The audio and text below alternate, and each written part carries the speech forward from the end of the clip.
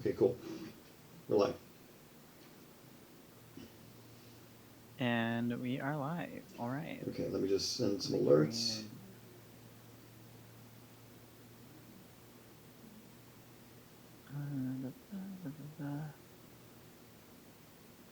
We do a pop out chat.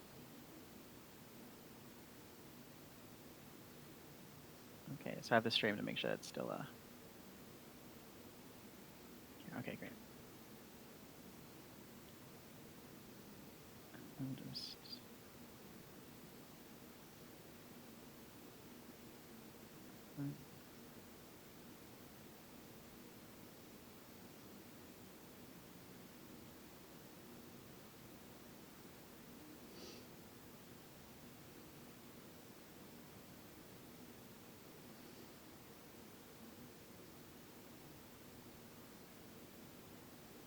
okay.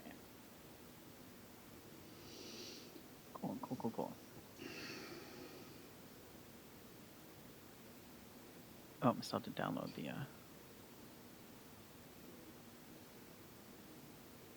VM.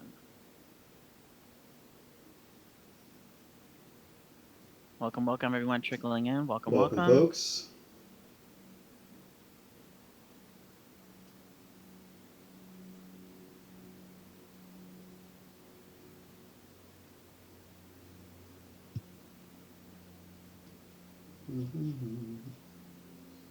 While RJ and I get everything sort of situation on our end, make sure you go take this time to be able to make sure you get yourself some water, a couple of snacks. Make sure you're taking care of yourselves. And we're going to be starting our project soon. So if you have your supplies together, go ahead and start setting up, getting ready to start your project. Remember, you don't have to work on the same exact thing we're working on. Work on any project that you guys have been wanting to work on, anything that you've been meaning to get to. Even if it's a couple doodle, just be able to channel that creative energy. Go ahead and get your projects together. Yeah, take your time. Just sit back and relax. Get what you can. If you want to just sit back and watch, it's completely fine too. There's no pressure. There's no rush.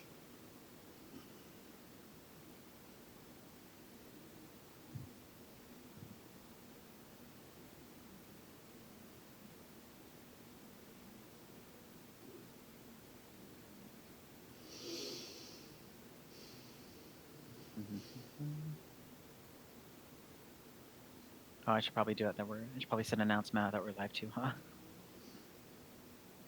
Take it. Yeah, no worries, man. You got this.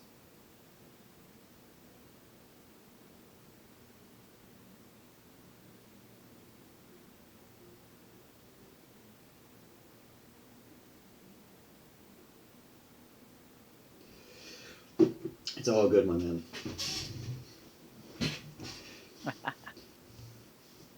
Okay, and we'll start in a little while since we get a little more people in here, and I will do the big reveal on what we did, what I finished. Yes. Oh, then I'm glad I didn't put it up just yet. Okay. I know. I was just like, it worked out. Yeah, it did.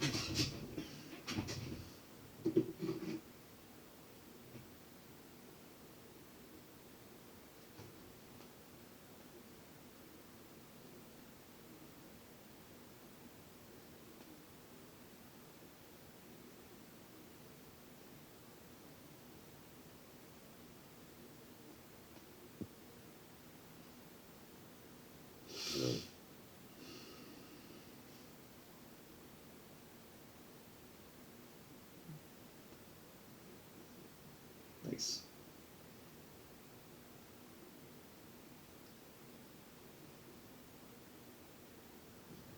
So we got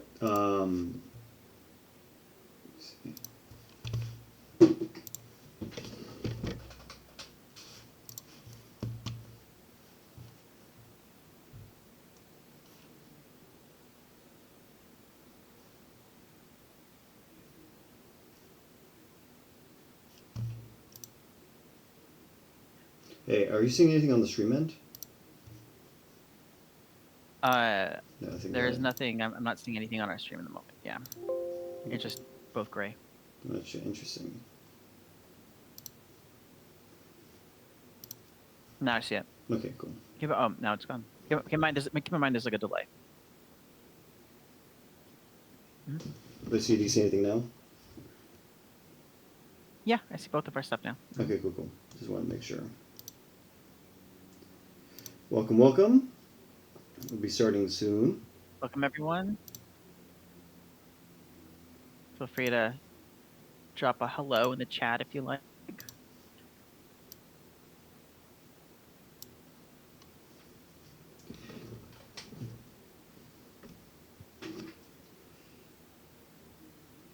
You excited, Justin? Dude, I'm beyond excited. Do you know how excited I am? I can imagine. It's Oh gonna be my really gosh, this is just be great. Are you excited? cool. I'm really excited. I'm just going to be pulling out later on. I'm be getting some references and getting them ready. Or like color patterns and whatnot.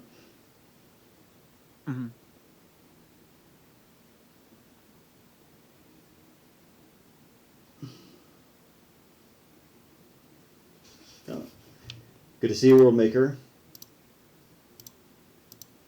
I think one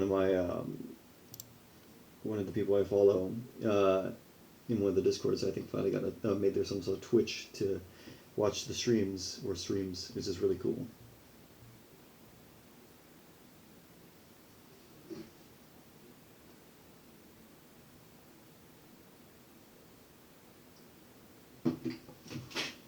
All right, Justin, you feel like you're ready? Yep. Yeah, let's do it. I'm ready. Okay. All right, folks, for those of you watching, if you remember from last session, we were working on our takes on the Ultimasaurus, and the ultimate goal, funny enough, pun intended, was to take our versions right here, our final, our designs that we kind of were working on, and then we were to combine them, and I was going to be the one to mix them together into one ultimate version, taking the attributes that we like the most from these ones and really getting into the best of both worlds to really get the most interesting figure that we could, which we'll show very quickly in a sec where that ended up. But I just kind of want to get some. And since this does fall into sort of the retro revival, oh no, go ahead. Oh, what's up? I was explaining that, and since it does sort of fall into the retro revival, sort of the atmosphere, the figure will be sort of a reminiscent of the original character, but it's a little bit updated. RJ's been able to basically apply a sort of a breath of fresh air and sort of bring this creature into the now, into something we would probably see, in immediate today versus sort of the 90s kind of stylized cartoon look, which we do obviously like to keep inspired in there, but the purpose is to be able to make it something that's very new. Yeah, exactly. Also, we had a first-time chat person, is Enrique Galvez. Super excited to finally make it to one of y'all's streams. I watched them on JurassicJustin's YouTube after they're posted, but wanted to see y'all work on it. Well, glad you're here. Well, welcome, Enrique, welcome. So yeah, we were to walk it through. So this was my take on it. I was kind of inspired by the Doomsday Rex. This was kind of a little bit of an unfinished drawing, but it's okay. It got to where it needed to go, and enough information was there for me to work off what was, what I wanted to do. So, Justin, real quick to kind of go over what you liked about this, and I'll go over what I liked about yours, but what pieces did you want to keep from this one as we were talking about combining the features? So one of several aspects about RJ's art style that I really like is that his characters can be are very dynamic and streamlined. So there's a sort of agile aspect to all of his characters, which is what if you look closely in some of the in sort of the like the facial features and in like the length of the tail and some of the anatomy, you can tell that he designed this creature to be agile, to be quick, to be swift, versus sort of the in contrast to a lot of Ultimasaurus fan art that you kind of see where it's kind of depicted as sort of a lumbering giant, a sort of like Godzilla-esque T-Rex. This was more something that's a little more sneaky, and sort of a like almost like a big cat, sort of a Pantheris-esque type of character. So I really liked a lot of these streamlined details, like the length of the snout in there, the sort of reduced size but still prominent size of the crest, The sort of the raptor teeth. And if you guys don't know, is that RJ and I really like the as opposed to the Indominus and like the Indoraptor style crocodilian teeth, we actually really like organized teeth because it's kind of there's something really scary about it, very creepy pasta-ish. Um, but we liked sort of the exaggerated predator traits that you would see in a swift killer of an animal. So those are a lot of the things that I really liked about RJ's incorporations of the original Ultimasaurus into this new more modern take. That's, thank you, man. And I was really trying to capture that. What I loved about yours is yours feels like a thinking creature. I get a sense of like planning and what's the word I'm looking for? Plotting. I also like the very powerful legs. This thing feels like it has a very great mobility. Like it feels fast itself too. The tail was really thick and sturdy as well. I love the way that you arched the back. Kind of felt very ceratopsian. I know you were going for kind of an emaciated look to kind of make it feel like it had been starved, but I also like how it just kind of feels very kind of ghostly in a way. It feels like something that you should not have seen. I love what you did with the armor plates right here, and I really like what you did with the eye and the crest itself. And I love the texture you did on the horns. I really enjoyed a lot of this. But yeah, I really loved your rendition. It just felt like a very dynamic and poised creature. But yeah, so Oh, thank you, thank you, thank you. what we ended up taking was a lot of the parts from both of them, and we combined them into one ultimate drawing. So without further ado, here we go, folks. Da, da, da, da, da. I know. And here we go, the ultimate Ultimasaurus, best of both worlds for me and Justin. And I love how this really came out. Yeah, I absolutely love it. I think it's so it's menacing. It's menacing, sneaky. It has personality to it. I really do love it. I just like this like really long jaw, wide mouth and gape, these long pointed jugal bone horns that go right here. And it's just a really great creature design. I'm really proud of how this looks. You know, this is a good one, and I really enjoy this. I'm gonna change this right here. Just clean up. You always can be It's really clean. good. It's got a sort of original. It has a more of original. It does have an original take on it because it's not your stereotypical like lumbering hybrid. It's something that it is different, but it's still there's still a sort of Jurassic type quality to it. It's not too Piranaconda, if you know what I mean. Like Exactly. it's not too much of a there's no stretch to it. Exactly. You mean talking about Tanaconda? Oh no, there's Piranaconda. What's It's like just like Piranaconda? Sharknado and Shark. It's an anaconda and piranha. It even had its own theme song of like Piranaconda. It was like a jazzy kind of thing. This is a Sci-Fi Channel original show way Oh, that back makes on sense. like Okay, okay, that makes sense. late 2010s. That makes sense. But yeah, no, most definitely. Because that's Like, usually a challenge everybody when making hybrids. Is it's different. It's difficult when you some of them will design to look like a freak of nature. Some of them just look messy, like you just cut and paste different pieces. And then there's where you try to blend them together into a sort of a smooth, cohesive piece. yeah, no, and I really like how this came out. Like, for example, I like the very thickened kind of more of mobile base of the tail to the rigid, thick Hmm. club Thagomizer combo right here, where I just kind of wanted to feel like this was rigid and embossed with a bunch of spurs and studs. Yeah, that's gonna be fun. That's gonna be fun to be able to incorporate articulation into. Yeah, like this would be really like, from this point on, it'd be like a club, so it wouldn't bend as much, but from here, this would be the mobility. Yeah, definitely, All right. 100%. But in this session, me and Justin are going to be starting the process of making this into an actual figure. So, Justin, you're going to be modeling, correct, right?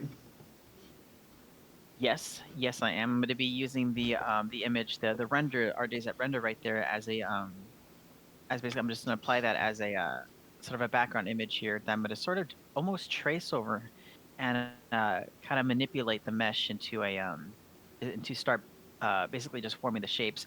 I will let you all know now that this will not be done completely within the session since we are taking this a little bit more seriously and we want to be able to illustrate um, how the professional aspects of how long we would take or in detail. I will be taking some time on this, but we will try to shape out at least a good portion to be able to really kind of show the beginnings of the character. Of course, yeah. This will be something that we'll be working on and getting it to a professional standard for the figure. Now, what I'm going to be doing this session while Justin is modeling is I'm going to be working on color palette. So I'm going to make a flat layer and be experimenting with different varieties of rough color palette just to kind of see what I would like, what we would like for this creature itself, you know, and that's going to be the fun part of it tonight for me, just kind of experimenting in how to make this look like the most deadly creature ever. But yeah. It's a lot. It's gonna be, that's where the fun comes in. It's going to be amazing. I can't wait. It's going to be a lot of great fun. So I guess we're gonna begin now. I'm gonna start putting in the texture and not texture, but putting in the overlay image. And everybody else, feel free to. We're gonna sort of explain a little bit of the process as we go along. But we love answering questions. We love talking to you all. So if you have any, just feel free to just talk to us in the chat. Yeah. We are here in this creative space. That's the purpose of these streams, as we said. You know, in every stream, we like to remind you all the purpose of these is to be able to create a safe and creative space for everybody to be able to have that art time, that creative time where you can let yourself be more genuinely you, be creative, and just and all around have fun. Enjoy what you do. Exactly. You know, this is a place for people to learn, you know, interact, and get in touch with their creativity. And that's what I always like about these streams. This is going to be so much fun. So I'm going to be starting right now, folks, to make a flat layer for my creature. Oh, that's going to be so cool. This is going to be so trippy to like watch you actually do it. It's going to be great. It's going to be a fun time. So right now, everybody, what I'm doing is I'm just fixing the overlay image. And then what I like to do is up here in my movie options, just basically just kind of to control your camera. I like to basically open my timeline, and then so I can actually set angles for this guy. So I can always reset it to the size of the spotlight, which is the image in behind. So this is basically just me prepping, getting ready to get this character, get this movable feast underway. And it was coming. So many puns. Yes.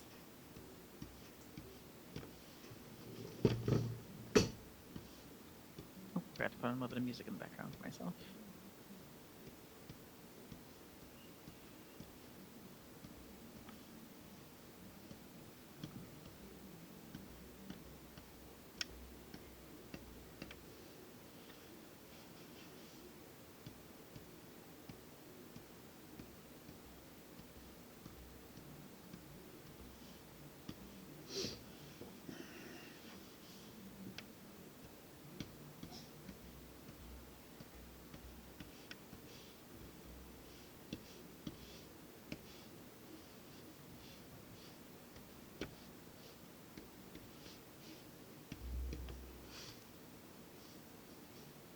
Yeah, this character came out pretty good, man.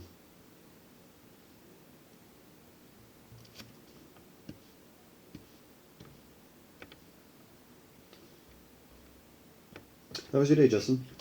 It's going pretty good. It's going pretty good. How's your day going so far, RJ? Not too bad, not too bad. Has the I-10 traffic sort of fixed itself? Or? I wouldn't say so, but like it's okay. I wasn't out too much though. I was actually mostly close to home. Yeah, I'm just mostly very tired from a very late night. That's what I've heard. It was fun though? Yeah, fun. It was really fun. That's good. But you know, groggy.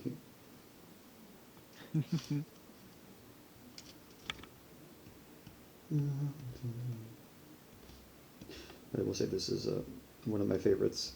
I love the line work I did on this.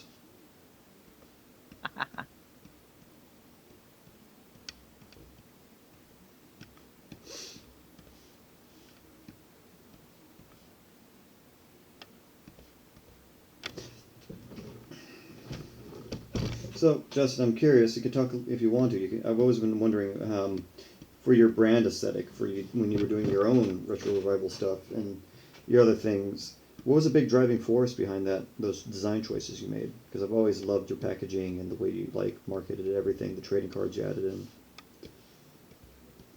Yeah. So the big thing that I like to the main feel that I like to sort of accomplish with like the retro revivals is I'm saying this like everybody's seen all the other animals. So just to let you all know that they're RJ has actually seen the retro revival sculpts. He's seen the what's coming up.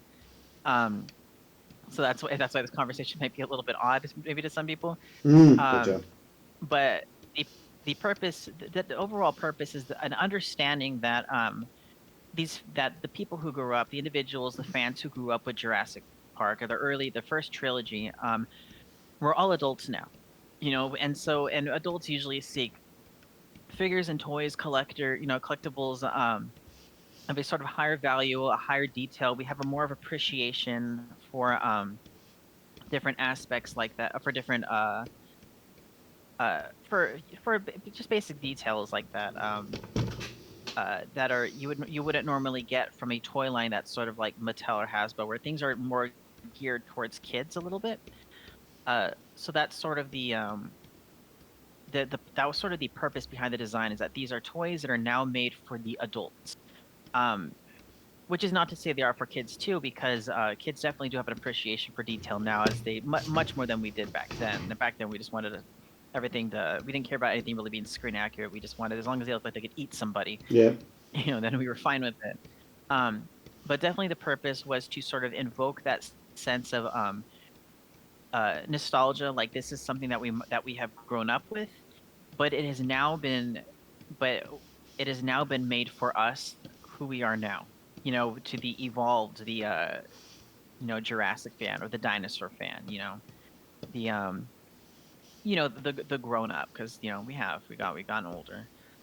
But the passions have still stayed the same, and so that's sort of the also the overall purpose, is to really invoke that sense of that your passion is appreciated, your goals are, everything that your excitement is appreciated. It's a lot of that's been sort of stemmed in there, and I like to be able to incorporate that with not only the figure, but the box art and sort of everything that kind of goes with it, because the box and the figure and everything, they all go together.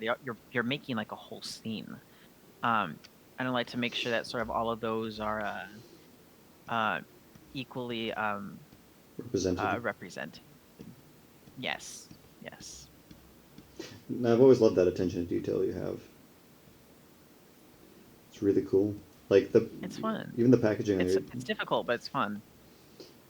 Well, you can say, ooh, I'm excited for the other retros. I have Justin's first release Dimetrodon and the 2 Scorpius Rex. Cool. Haha! I'm glad you got them. I was proud of those babies. You should be very proud. You do amazing work. Thank you. Looks like maybe you'll be able to add the Ultimasaurus to your collection. Yes, hopefully everybody out there will be able to add a nice Ultimasaurus to their collection. It's gonna be cool though. I might like. RJ, and it'll have both of our logos on it, so I that's know, gonna be an exciting factor. Not gonna lie, it's kind of trippy to think in a great way. I'm just like, wow. I'm gonna geek out over. I'm gonna geek out. I'm not gonna lie. I'm totally gonna geek out. This is gonna be cool. This is already cool. Like, don't get me wrong. This is already sick. This is a great project. Thank you again, Justin. Of course, absolutely.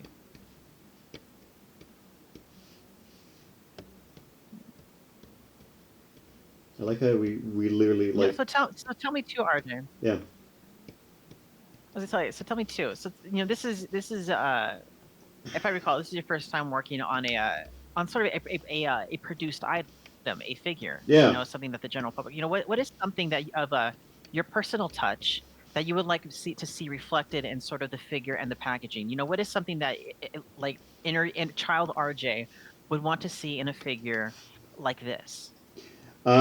So for me, just kind of like invoking, like, I think we've been on this kind of tangent of like, what is nostalgia versus, appreciation for an aesthetic, I want to, like, for me, like, as I get older, it's not so much I want something that, is exactly one-to-one with the past, or like, like the Lost World Chaos Effect toys, like in their packaging. Mm-hmm. It's more so I want something that invokes what that made me feel at the time, Mm-hmm. Yeah. So when I was a kid, like, the idea is like, oh man, these are like really bright colors and kind of toxic, acid-y colors to them, which I kind of want to reflect a little bit in this guy.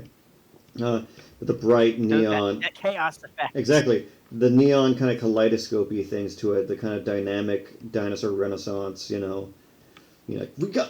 try to combine the DNA. Exactly, you know exactly what I'm talking about.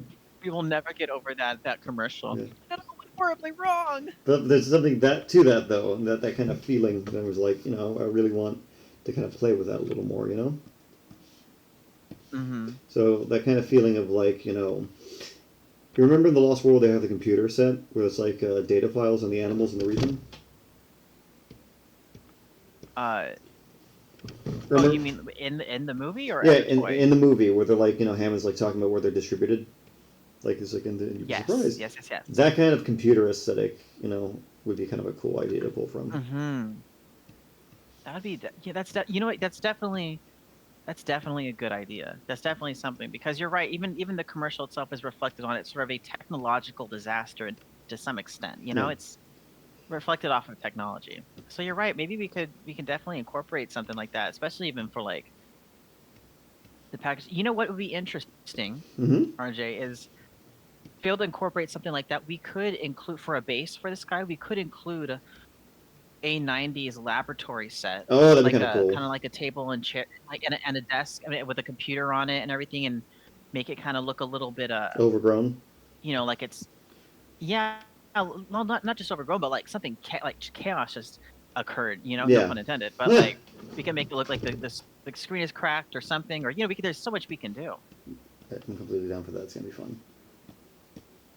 That'd be that's definitely a good idea. We can definitely go with something like that.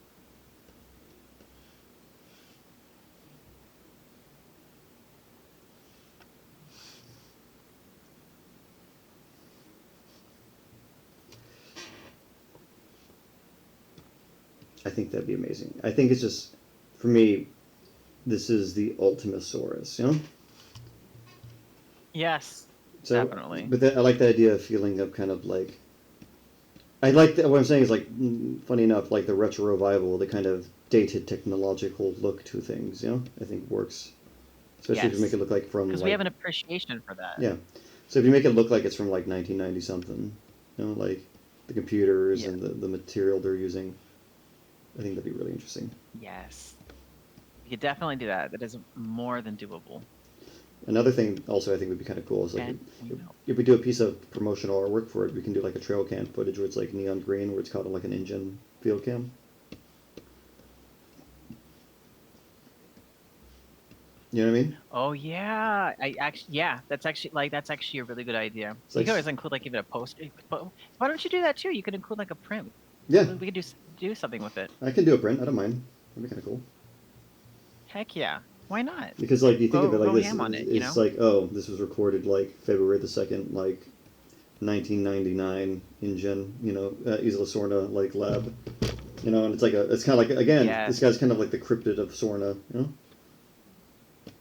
Yeah, and I think that's kind of also what we sort of try to we wanted to be able to invoke that sense. It's not, it's the cryptid. It's not supposed to be there. It's definitely a product, Exactly. So it's like supposed to be hidden. Like you don't really see the Ultimasaurus often.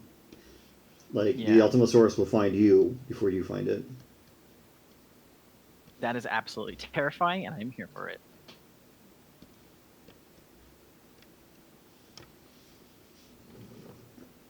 It's got these haunting calls.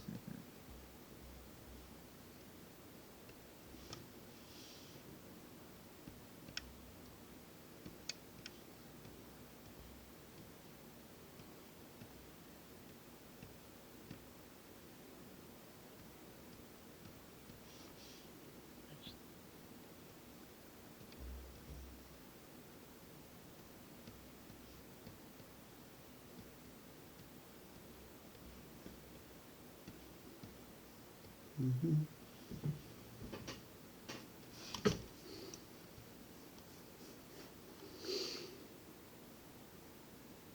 Now, for those of you who don't know, RJ and I are actually planning to release.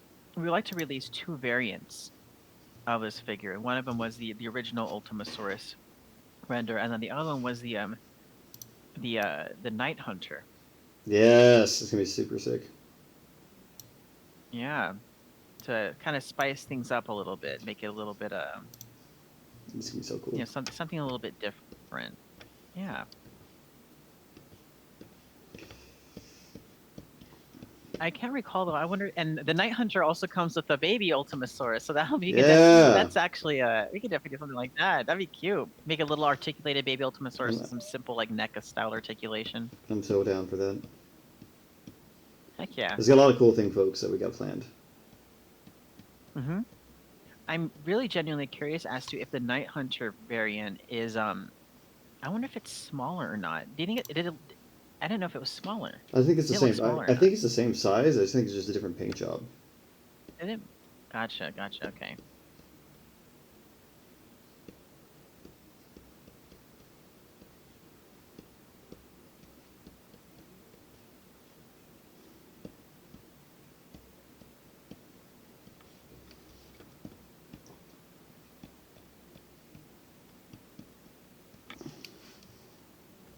Oh, that's looking so good. Justin. Yeah. It is happening, sir. I know. It's absolutely happening. I'm not gonna lie, it's kind of trippy to like watch one of my like 2D drawings come to life in 3D.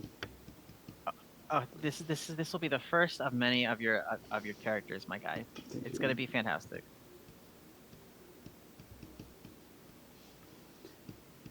We tried combining the DNA of different dinosaurs, and it went horribly wrong. He hit the right pitch when he was screaming that. I do not know why, but that just hit different. No. That was so funny. It was What a good riot, though. dude. It's hilarious. Absolute riot.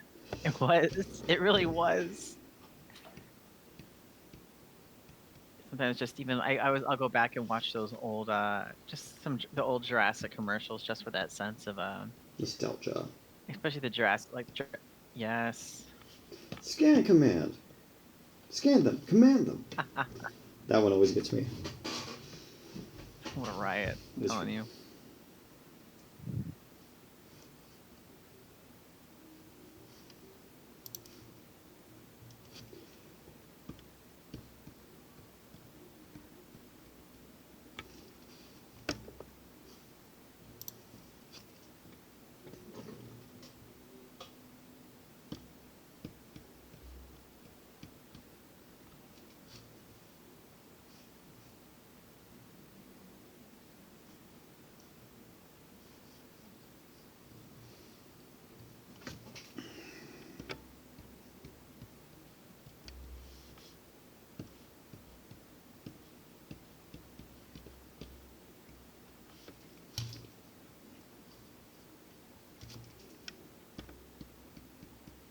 Mm-hmm.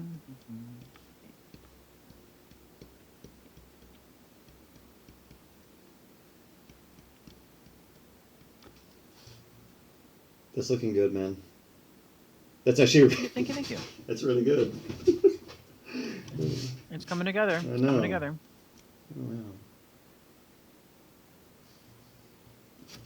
Oh, wow. I'm really glad you like it. I was really trying to do justice to yours as well.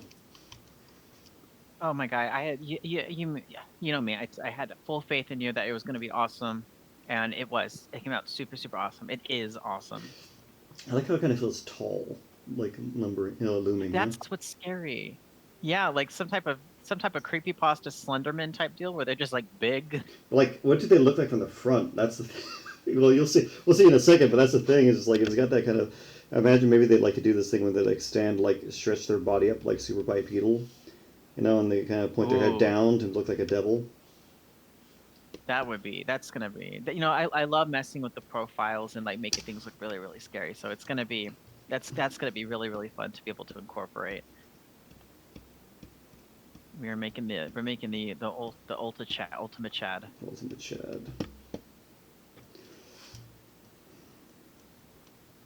I love how the horns came out. On the Ultimate Chad? Yeah.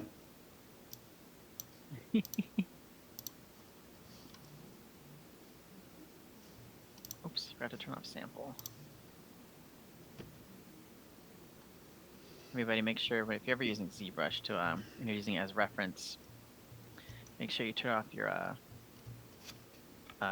the sample projection. So when you start manipulating things, it doesn't actually project the drawing onto your mesh. Oh wow. That's so funny.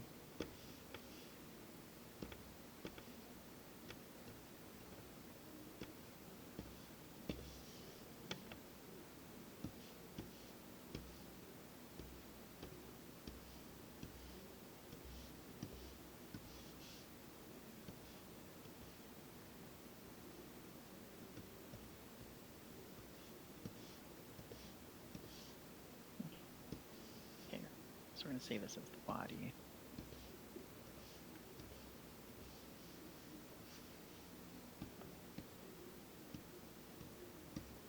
I like adding those kind of layers of like horns that kind of come out like spikes at the back, you know? Yeah, the sort of growth ridges that kind of it Like, makes it seem like that they're pushing themselves back in a way that they're not technically supposed to, so they get bunched up and start performing these fractures. You know? yeah. Okay, so we got this. I think I got them. Just put chat. No, see, yeah. It's always good to do a passover on your drawings to make sure what spots you may have forgotten. For example, this area right here between the fingers needs to be deselected. Definitely.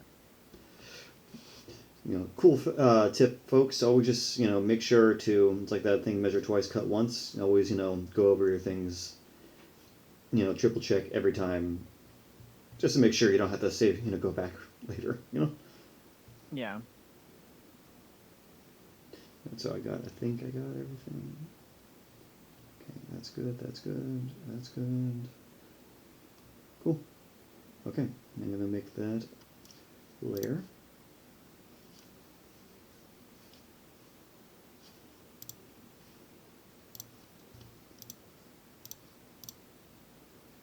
There you go.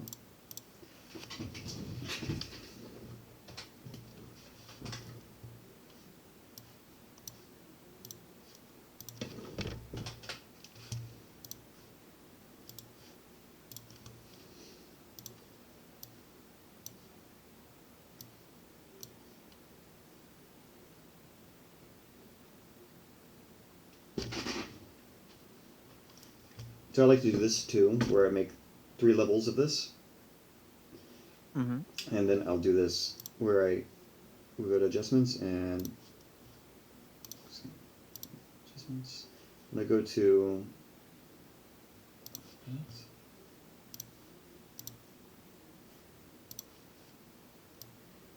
so this would be the lightest right here. Mm-hmm. This would be mid-tone, and then this would be the darkest.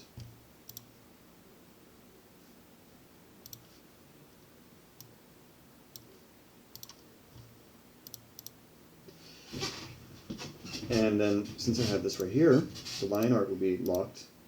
This, though, will be a, I'm going to do this, select this, and make a mask. Like that, and then I'll make a mask. So pretty much whatever I do in this mask right here will affect the layer underneath. So if I fill in with my pencil right here, and I do it with black, the undergray comes up. Only. See? Oh, okay. Okay. So it's an easy way for me to do value. And also welcome, folks. We got 4 viewers. Welcome in, welcome in. Welcome, everybody. Welcome.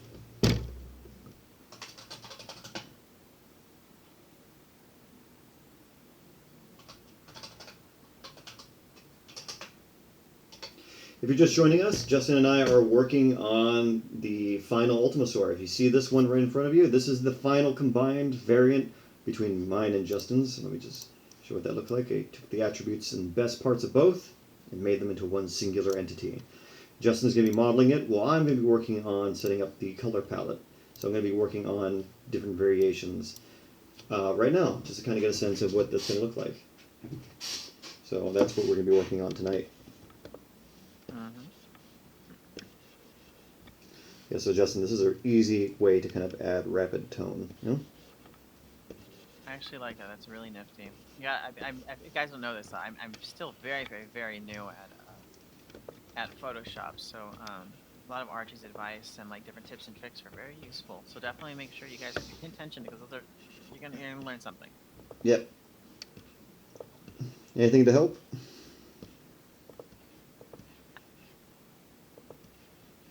Everything helps, believe me. Okay, so something like that. And the coolest thing is all I gotta do is go back to black and I can re-add the white if I wanted to. But since this is just my, main highlight, most of this is actually going to be dark gray.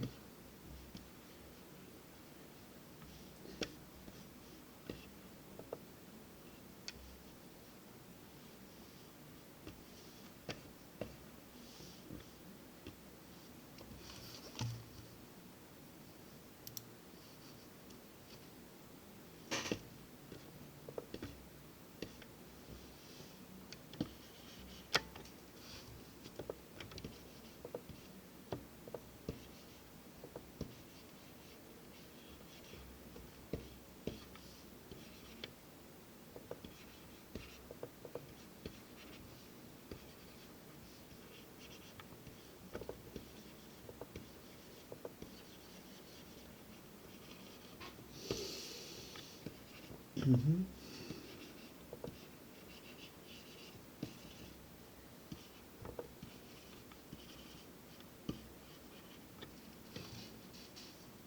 So once the space code is actually going to be very fun. So once I get to a certain point, then I can actually start adding like different colors and whatnot.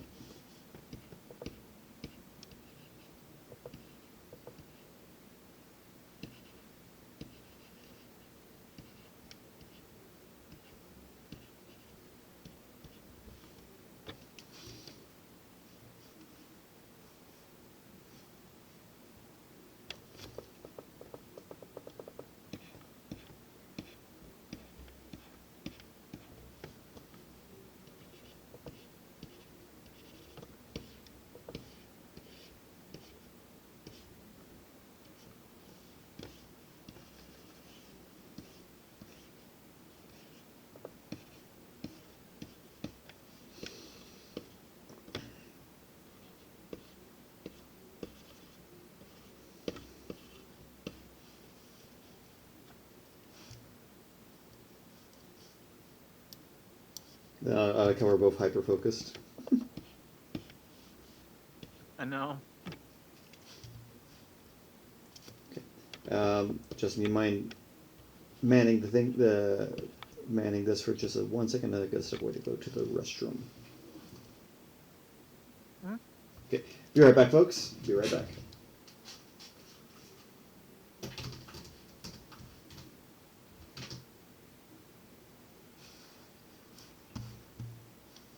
Hope everyone's having a good Tuesday. I know Thanksgiving weekend's coming up for those of you here in the States. Hopefully you're gonna be given the opportunity to eat lots of food. I don't know about you, all of you out there, but food is definitely that is the one thing that's always on my mind. I'm telling you.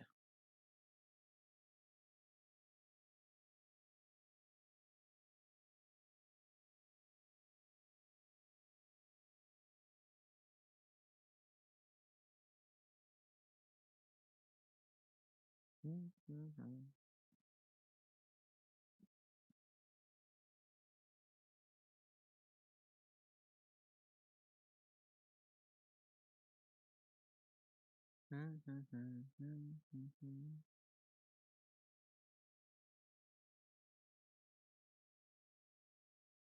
At some point, everybody, RJ and I will actually be able to add music to our streams. At least some lo-fi, some calming lo-fi. Seems to be sort of the jam that we are normally in. To get into that creative feel.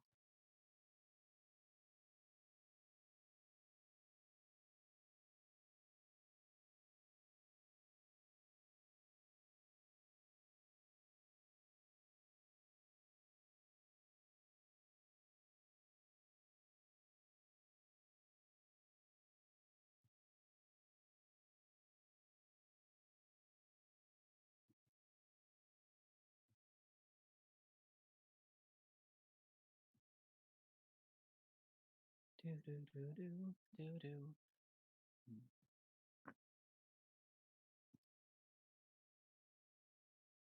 So, in case any of you don't know how my sort of my process works, I usually start by simple shapes.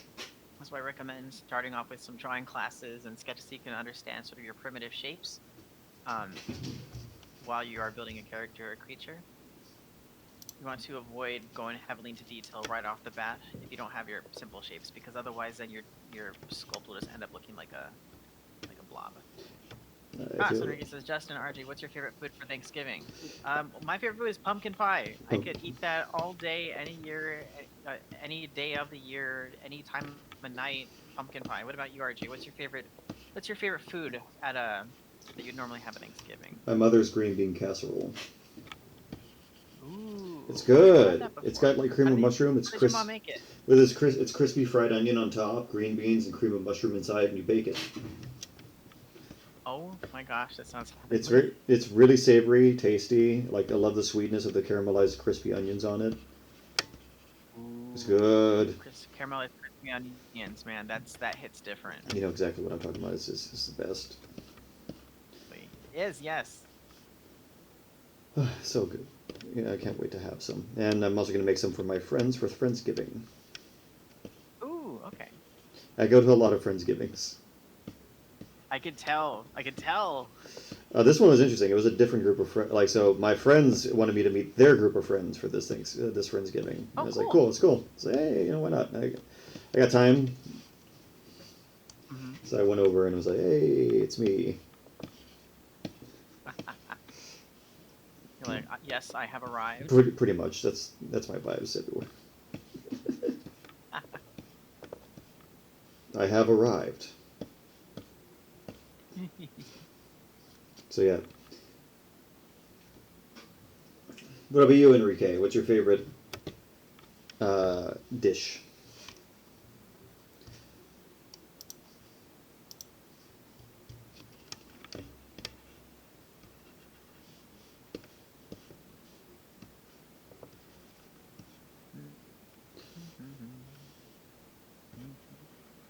Anybody else tuning in this chat, make sure you drop down your favorite Thanksgiving food. If it's not even for Thanksgiving, if you don't celebrate Thanksgiving, that's fine. It's not really something that should be celebrated anyway. True. There's a lot of bad things about it, but like, True. But like, tell us what your favorite food is in general, Mm-hmm. or holiday food. For any holiday, because everybody has a type of holiday, even if it's like leap year. Leap year. Like, what's your holiday food? My favorite leap year food. Yes. Oh, I would have to say tamales my mom makes. Super yummy. I love tamales. I love it when my grandmother makes them.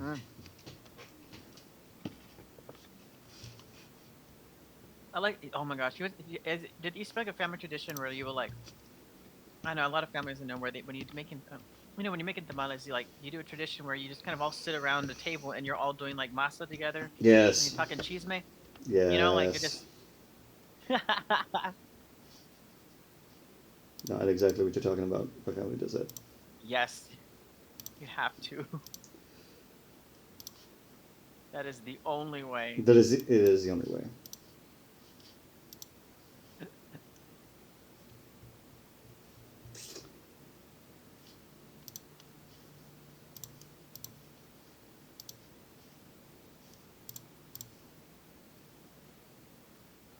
Hmm.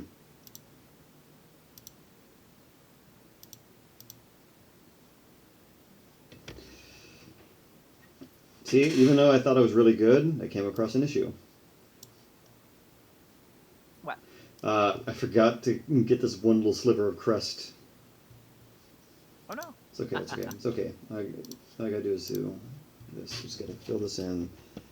And yeah, I might have to restart, but that's fine. We got time.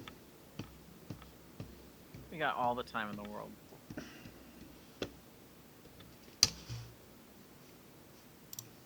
There you go. That looks good. And we can start mirroring these over.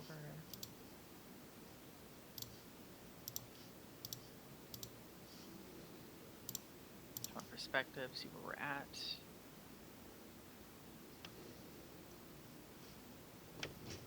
Okay. Okay. Good. 3. Edit. Another word of the wise to make sure you are all saving your progress as you work. If you're working digitally. Yeah. Always want to save your work.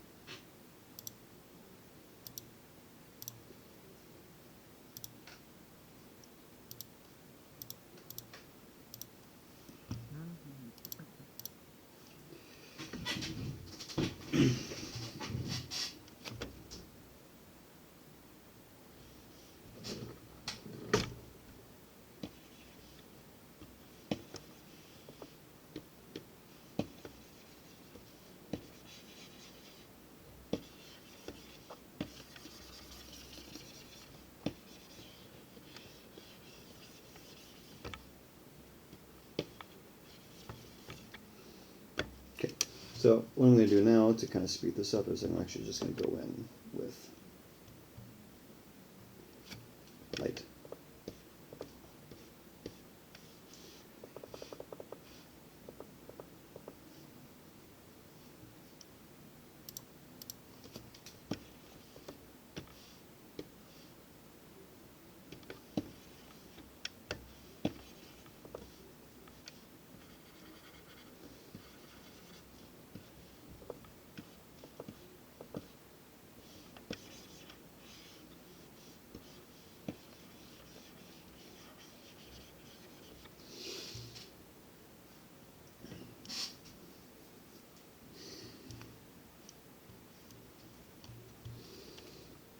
What's your favorite? So pumpkin pie is your favorite, one of your favorite desserts? Oh, it's the favorite. It's I will do anything for pumpkin pie. You know what? But pumpkin pie is a lot of nostalgia to me because pumpkin pie was my grandfather's favorite his favorite dessert, and every Thanksgiving as a tradition, we would uh play after like the whole Thanksgiving feast, and then like later on the night, my family would sit down and or at least some members of the family, different parts of the family would sit down and we would play Scrabble, have coffee, and drink and eat pumpkin pie. That It was sounds, like a pumpkin pie, coffee, and Scrabble. It was that sounds delightful. super super nostalgic, and I'm gonna continue to carry on that tradition wherever I go because that's just fun. I love Scrabble, but also it's because my family. My family's all apparently they're super competitive with Scrabble. So, geez, my gosh. Scrabble's the game your family gets competitive on? Yeah. So my, I mean, It's just it's just a vocabulary thing. They have to.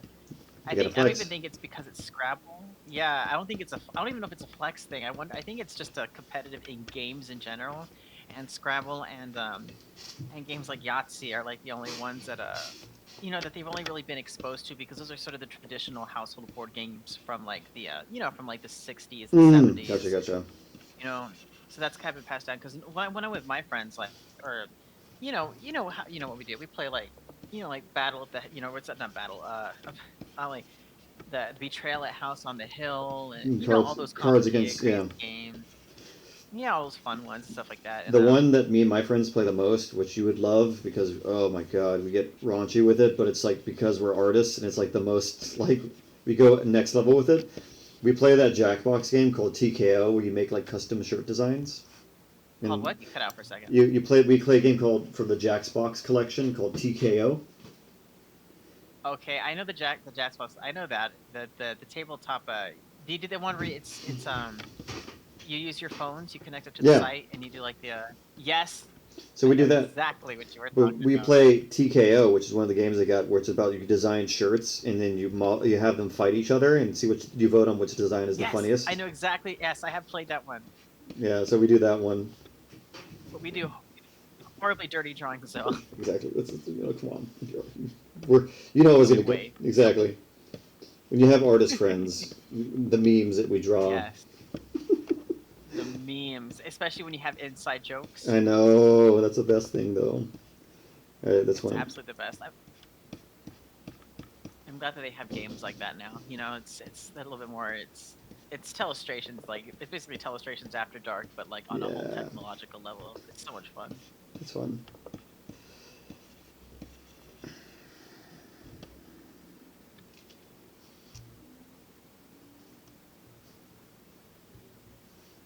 So yeah, with this technique right here, I can do rapid color variation. See? I'm just adding my baseline in. I love it. Absolutely love it.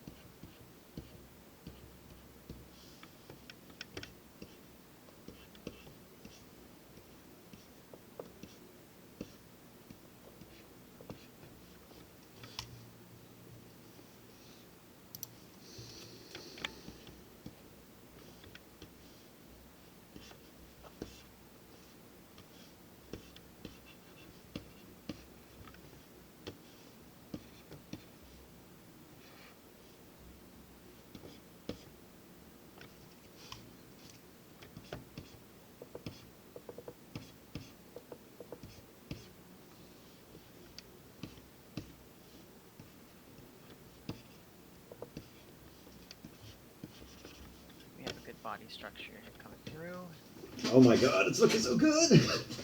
It's it's happening. It's almost it's taking shape. It literally is. It looks perfect, man. We have perspective, strong perspective, so it looks close to 1-to-1, and then we'll So everybody, if you guys don't, so this is how we basically start off. Everything is sort of these primitive shapes. I do leave off the feet, leave off the hands, leave off the head. There are certain things that I do work on. I work in separate pieces. Um, then I basically start sort of cutting and pasting all of them together and then really matching all up. So next I'm going to be working on the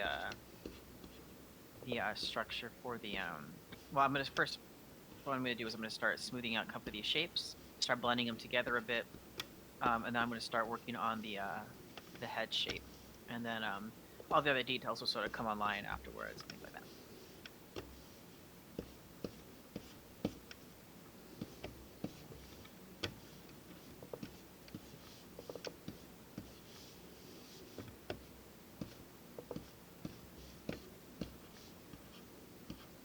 I also got a haircut today. You did? Yeah. You didn't get all your long hair cut off, did you? No, my hair is still long and beautiful, but but I got a small trim. I just put it down to my neck, Okay. and I got my beard trimmed. In case you guys didn't know this, RJ, everybody has this amazing set 1970s hair and beard, and it's part of his signature look. It's very retro, and we don't want him to get rid of that. No, I won't. I promise. I keep my Yes. beatnik kind of '70s, hipster look going forever.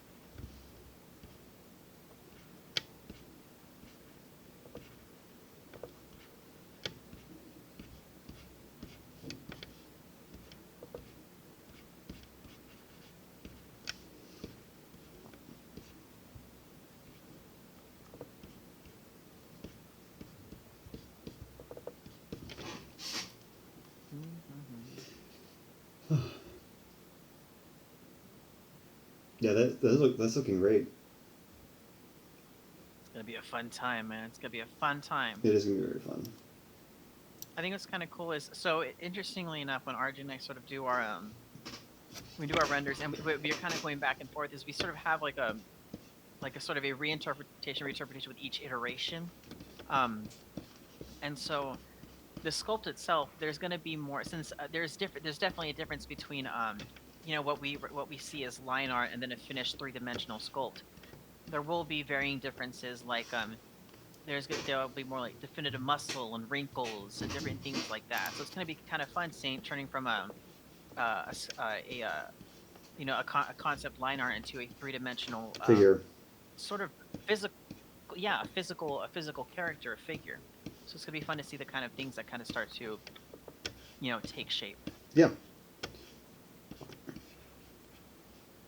There's also room for your interpretation too, for like small things if you need to adjust, which is completely fine. Yeah, like little. There's gonna probably be. I'm just like I think you guys didn't know this. I love sculpting wrinkles. Yeah. Absolutely love sculpting wrinkles and skin folds and where different um different materials come together. Not different materials, but different like skin structures and folds will start to like come together. It's absolutely possibly part of my favorite part of uh making a character. And I know one example is a while ago I was showing RJ some behind the scenes some details on a figure and that has a crest on it, and I was just going to town It on the was crest amazing. because it's just so much fun. It's It so was, much fun. it was amazing. I really loved it. Thank you. Okay, so I got that in. And then I'm going to be doing the one underneath that, so this would be...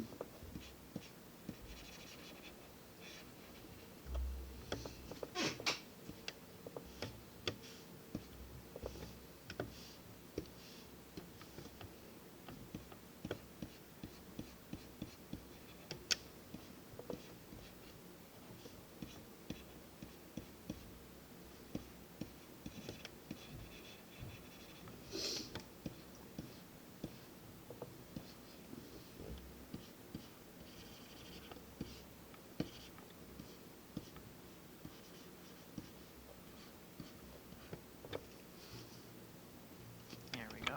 We have some merged pieces.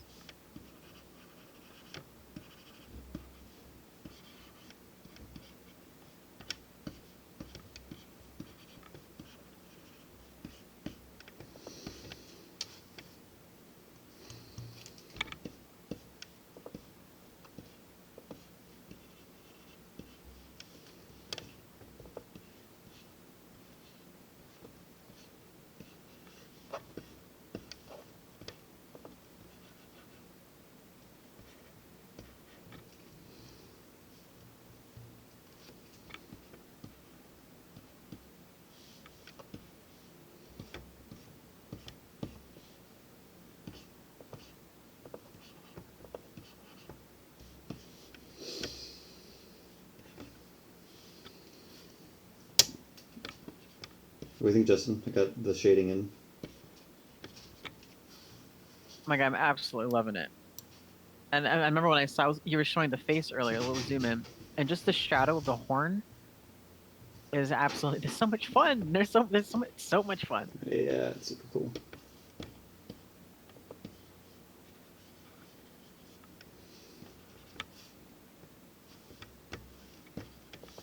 Okay.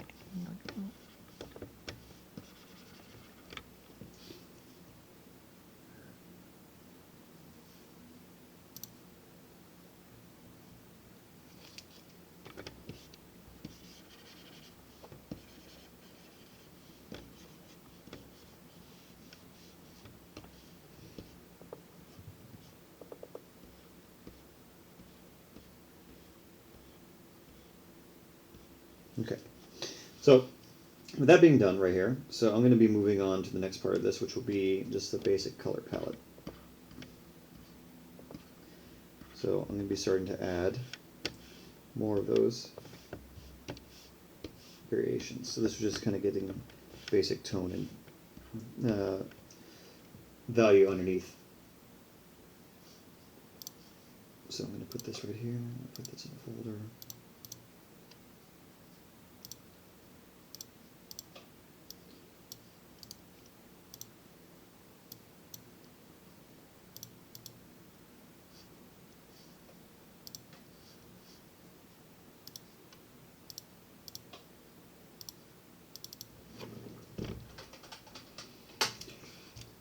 Okay, so I'm going to pull up my reference.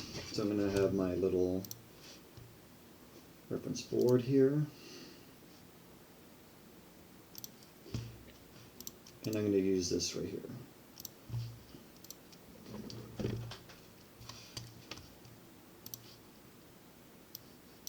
Because I want to preserve the original colors, but I just want to play with the patterning, you know?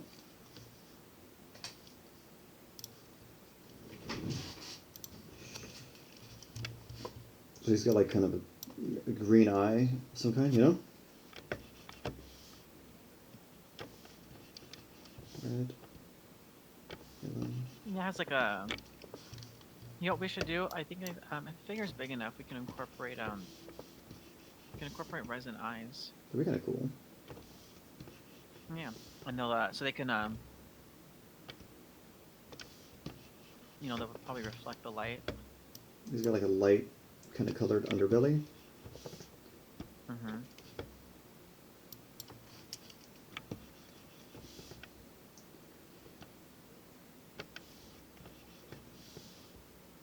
And yeah, those are the colors I'll be using. And pretty much that's all I needed from this. So I'll keep in mind the kind of general patterns and things, so I'll just kind of move this down here as a kind of a reference.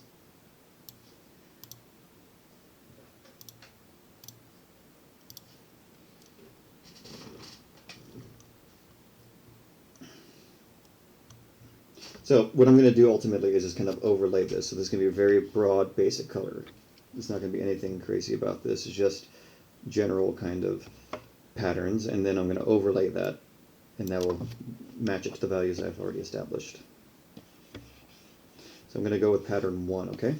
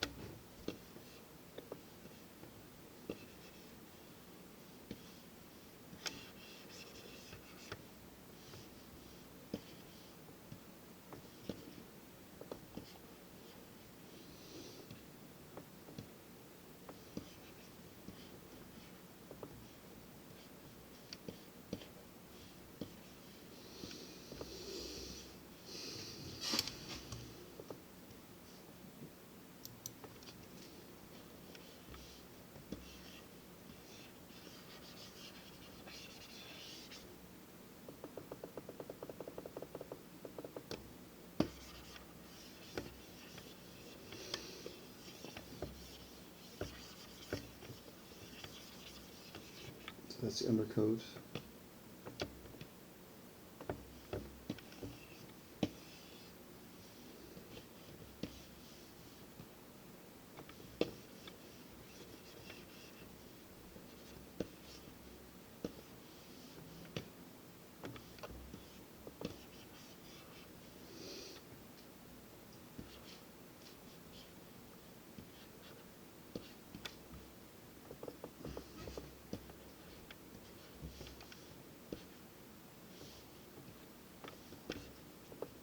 I know one aspect that RJ and I wanted this figure to have was we wanted its mouth to be able to open up to like 90 degrees. Yeah, super wide. So that'd be kind of terrifying. And frankly, I think it looks pretty rad, you know? I like, yeah. Yeah.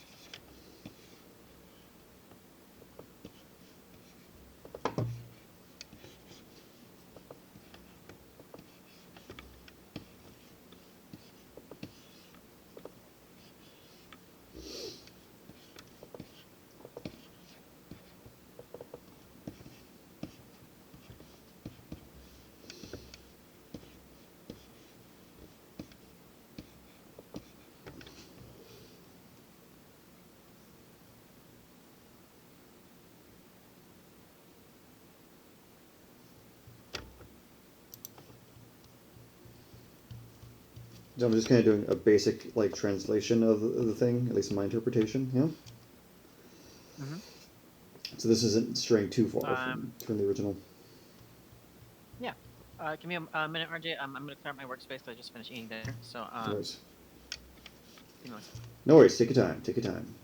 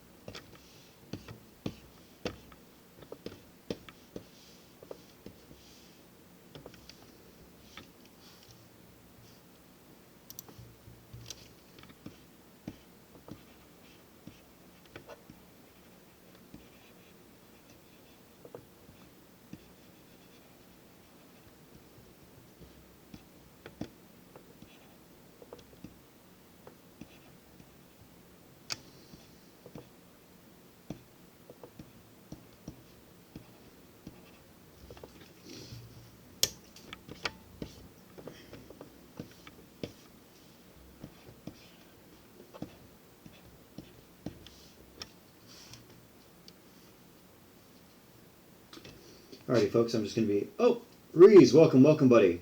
Good to see you. We're just working on the Ultimasaurus. I'm working on color palettes, and Justin is working on modeling the creature itself. It's getting really excited. It's going to be a really good time. Okay, I returned. You returned. Let's start on this head. The head now. Nice. With that, I just can't hold back. I'm too excited. I could imagine. Also, Justin, just for you, I'm going to give this guy like a like bright purpley blue, like ultraviolet-y kind of mouth. The interior of the mouth. Yeah. Yes, you know me so well. You know me so well.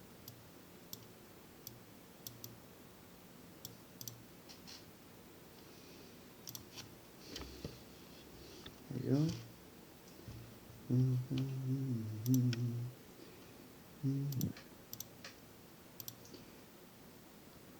Oh, thank you. Yeah.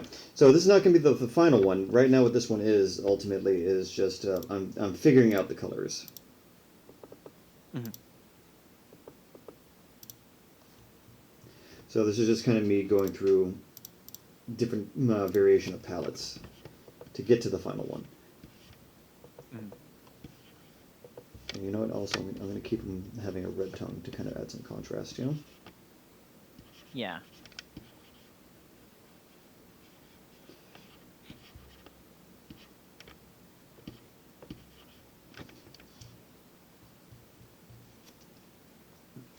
But right now, I'm just kind of doing a take on. Sort of the original color scheme. Yeah, just to kind of get a start, a baseline, and then I'm going to do some variants. And then we'll decide. At the end, pretty much, this session will be figuring out which one looks the best for what we want. Yeah. It really gets you in the zone. Yeah. Most definitely.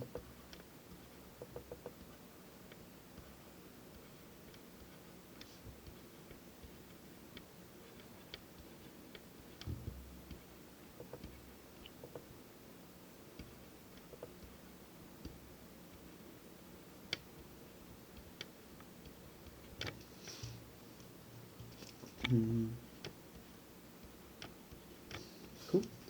Okay.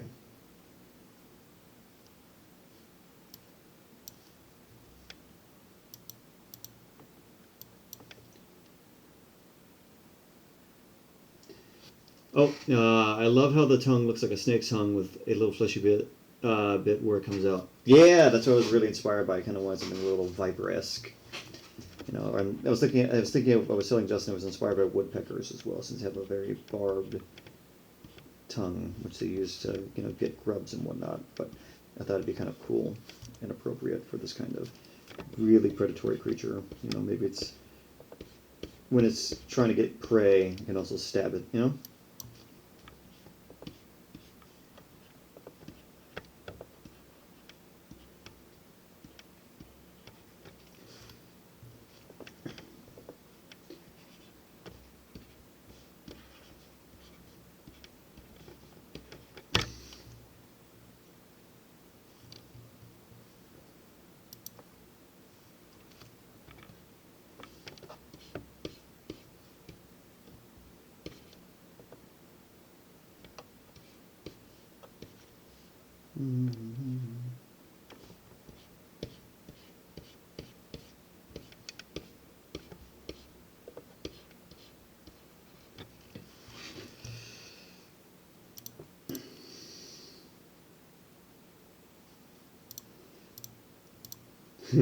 Rudy says, I swear if Mattel were to hire you guys, I would buy more of the newer figures.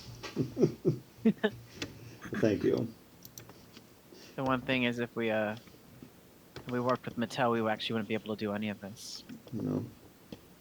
Yeah, that's the interesting thing. I think people forget too is that you belong to an art department, Yeah. and you have superiors, and you can't actually, and they have their own particular company standards of what things are supposed to look like. So even if we did work for Mattel, we wouldn't be able to do, literally wouldn't be able to even do a hair of what we wanted to do. Yeah. When you work in that kind of environment, again, you are working in a team dynamic, so you can't just kind of go out shooting off the hip. Which, again, you know, it's nothing against... Especially... Go ahead. Yeah, it's not a bad thing. But it's also, and not to mention, even Mattel does have a particular audience of mostly kids that they try to reach. You know, it's also the preferred audience, and what is expected of Mattel. You know, versus where you have a sort of a brand like RJ. You know, RJ and I, different brands and everything like that, where we have different expectations that are basically held for us. You know, other people. You know, when you think of us, you probably will think of creatures that are a little bit more violent. Violent creatures. They want pain and to stab you with their horns. Or a little bit more fun. I know. They also you know have the Giga Chad music playing. Yes, the Giga Chad music. Oh my god. I still can't believe I drew that. That was the funniest, stupidest thing ever. I love it so much though. It's one of my favorite creations. Yep. That was the best thing, and I'm glad you did it, man. I know. Iconic. It is pretty iconic.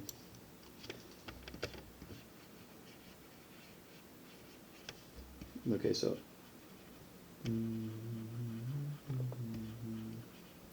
Okay, so yeah, I'm just going to add in these colors right here, and it's super rough. It's nothing super crazy because I've already done value work underneath.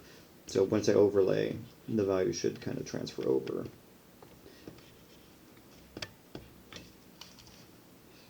And making it also look like it's got like blood on its hands, but it's actually the striping, you know? Yes.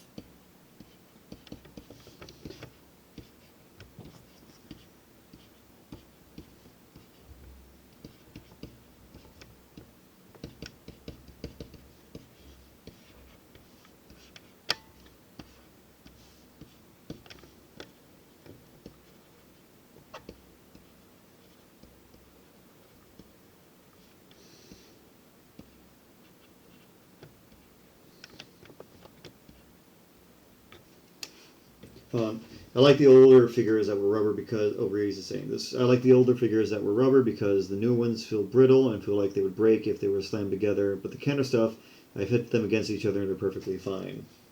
I guess they were more sturdy back then, weren't they, Justin? Are you kidding me? That Kenner material still holds up to this day. It's probably more toxic to work with, but like it definitely is more. It was more sturdy. I can feel that. I do know what you mean. They sort of had a nylon type of texture, wouldn't you say? They were very resilient. Toys back then were very, very, very resilient. Nowadays, I had the Spinosaurus from Camp Cretaceous, and I was just picking it up by its tail, and then I set it back down, I was moving it, and because it was sitting on the floor, it was laying on the floor. And then now the tail's floppy. Oh no! and it won't stick up, and I was like, are you for real? Like, dang. Like for reals, man. I mean, it's fine though. I'll make a better Spinosaurus toy in the future. But like, I was just kind of like, You heard, man, this is not a. you heard it here, folks. JurassicJustin making better Spinosaurus. Yeah, simply make a better Spinosaurus toy. Gonna have to heal my inner child. To heal. I wish the material was stronger. Yeah, you know, what it all comes down to is availability of material. I guess what companies can use, what material is illegal to use. Keep in mind that's why a lot of companies build their products overseas because the health laws are a lot more lax. Health laws and labor laws are a lot more lax. They're able to use materials and get work done that normally you can't actually do in the United States. So it just it just comes down to availability basically in the grand scheme of things.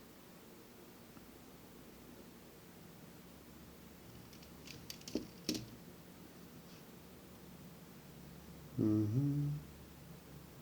Okay, this is turning out. I think I should add an eyeball in there to sort of start shaping it. And you just need to get that profile at least.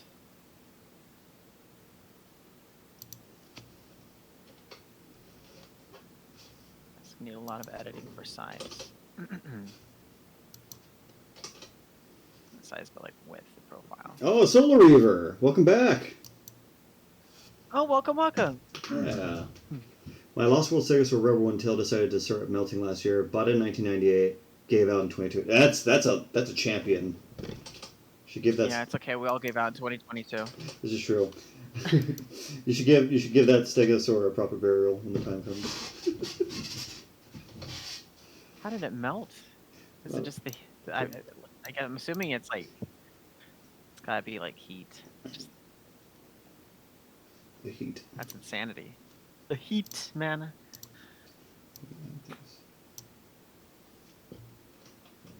Okay, let's start shaping up. Oh, let's save this.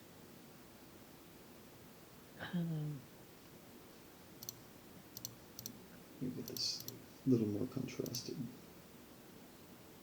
I know the best thing from 90s toys is to basically just keep them out of the sunlight because the material is not technically because they're from the 90s. The material hasn't been invented yet to be UV light sensitive.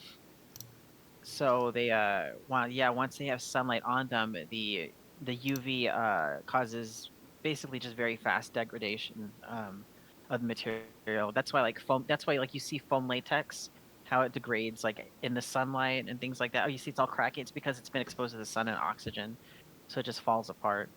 Or when you see when you see couches turning to dust on the side of the road, well, it's because it's from the sun. The foam oxidizes it, and the UV basically just turns it to dust under sunlight. UV is very powerful. It really is. The sun is a deadly laser, as that one song meme goes. Yes. Oh my gosh. Okay, overlay. Let's put that down to like 65. Knock it down maybe. 100.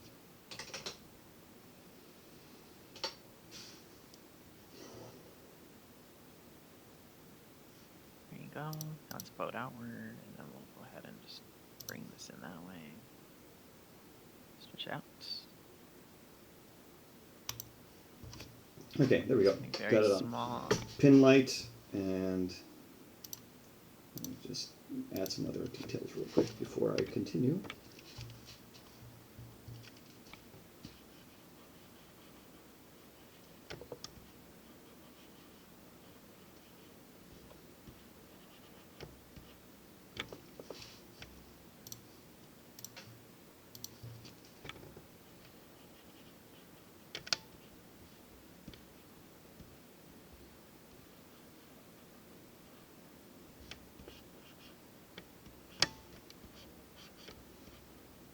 There we go. Okay, cool. Let me just add the little raptor claws. The funny thing is, when I was doing the hands, I was thinking of the Jurassic Park 3 raptors. Sorry, one more time. What'd you say? When I was doing their claws, you know, the Ultimasaurus claws, I was very inspired by the Jurassic Park 3 raptor hands. They are very iconic. They very much are. Yeah.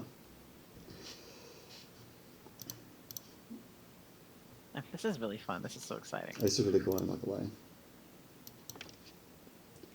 Oh, Rudy says my first JP figure was a Thrasher T-Rex, and Soul Reaper says love the Thrasher T-Rex. I had the Bull T-Rex when I was a kid, and I also had the Spinosaurus, the Lost World Spinosaurus.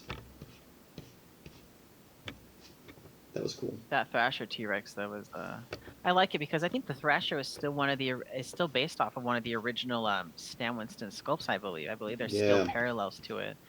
It's interesting how they made the toys back then. It's pretty cool.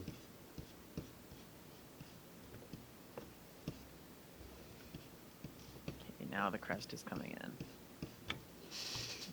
I haven't even seen the face you're doing. Hold on, let me give it a look. I was looking at the my Pinterest. Oh, it's very rudimentary, and it looks like a graboid right now. That's pretty cool though. But it's look at it, like. That's so good though. Perspective. Trying to oxide here, and yeah, I love it though. There you go. You see, Tremor's influence confirmed in my designs. Yeah. Yes. What a riot. Don't even test us. We might do Tremors at some point. I think I might. I think I'm already. I'm doing that definitely for my brother because my younger brother loves Tremors. Like that's like his thing. Like Burt Gummer was just like an icon to him. I even got him an autograph from the actor. Oh wow. Yeah, Monster Palooza. And I wanted to make him a graboid action figure. You're such a good brother. I try to be. There's only so much I can do. I am far away. But I gotta give that definitely gotta give him a Tremors graboid figure. Okay, so I know Arctic made something like that, but I gotta make it myself. This is true. Justin, though, real quick. Sure thing. This is variant 1, just kind of a translation of the original colors. What do you think? Sure thing. Yeah. Oh, are you kidding me, dude? Absolutely. It's what I love about though too is you said that was like variant 1? Yeah. Or like iteration. I love it. Yeah. The really fun thing about it too is that you've been able to like play off the colors that are basically colors that were just laid down in an assembly line fashion. You know what I mean? Like, yeah. So you're able to actually you've done it too, and like nowadays, like I don't know if you notice that toys are able to be with the most toys are pad printed, which means it's like a big silicone kind of like pillow that dips in paint, and then it's able to lay down more fine detail. So you've kind of incorporated that like in a sense where it would have been made like as a present day figure. So that's super exciting to see. It's super fun. Yeah, no, definitely. It was really cool. Sorry, let me just respond to this message, but then I'm going to start variant 2.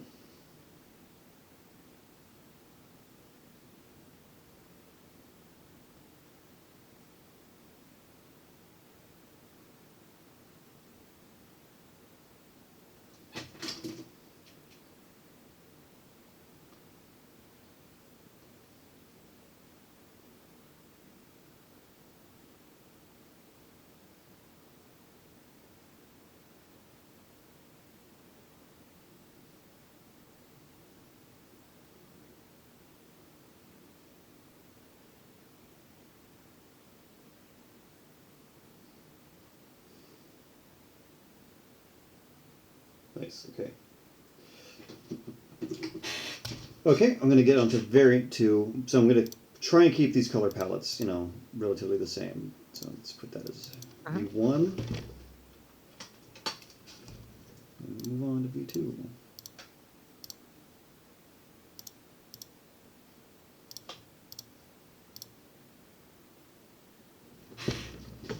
Oh, hold on, bunch of messages. Rui said, fun fact, I've been collecting JP figures since I was 6. I'm 15 now. My collection is near complete. Cool, man.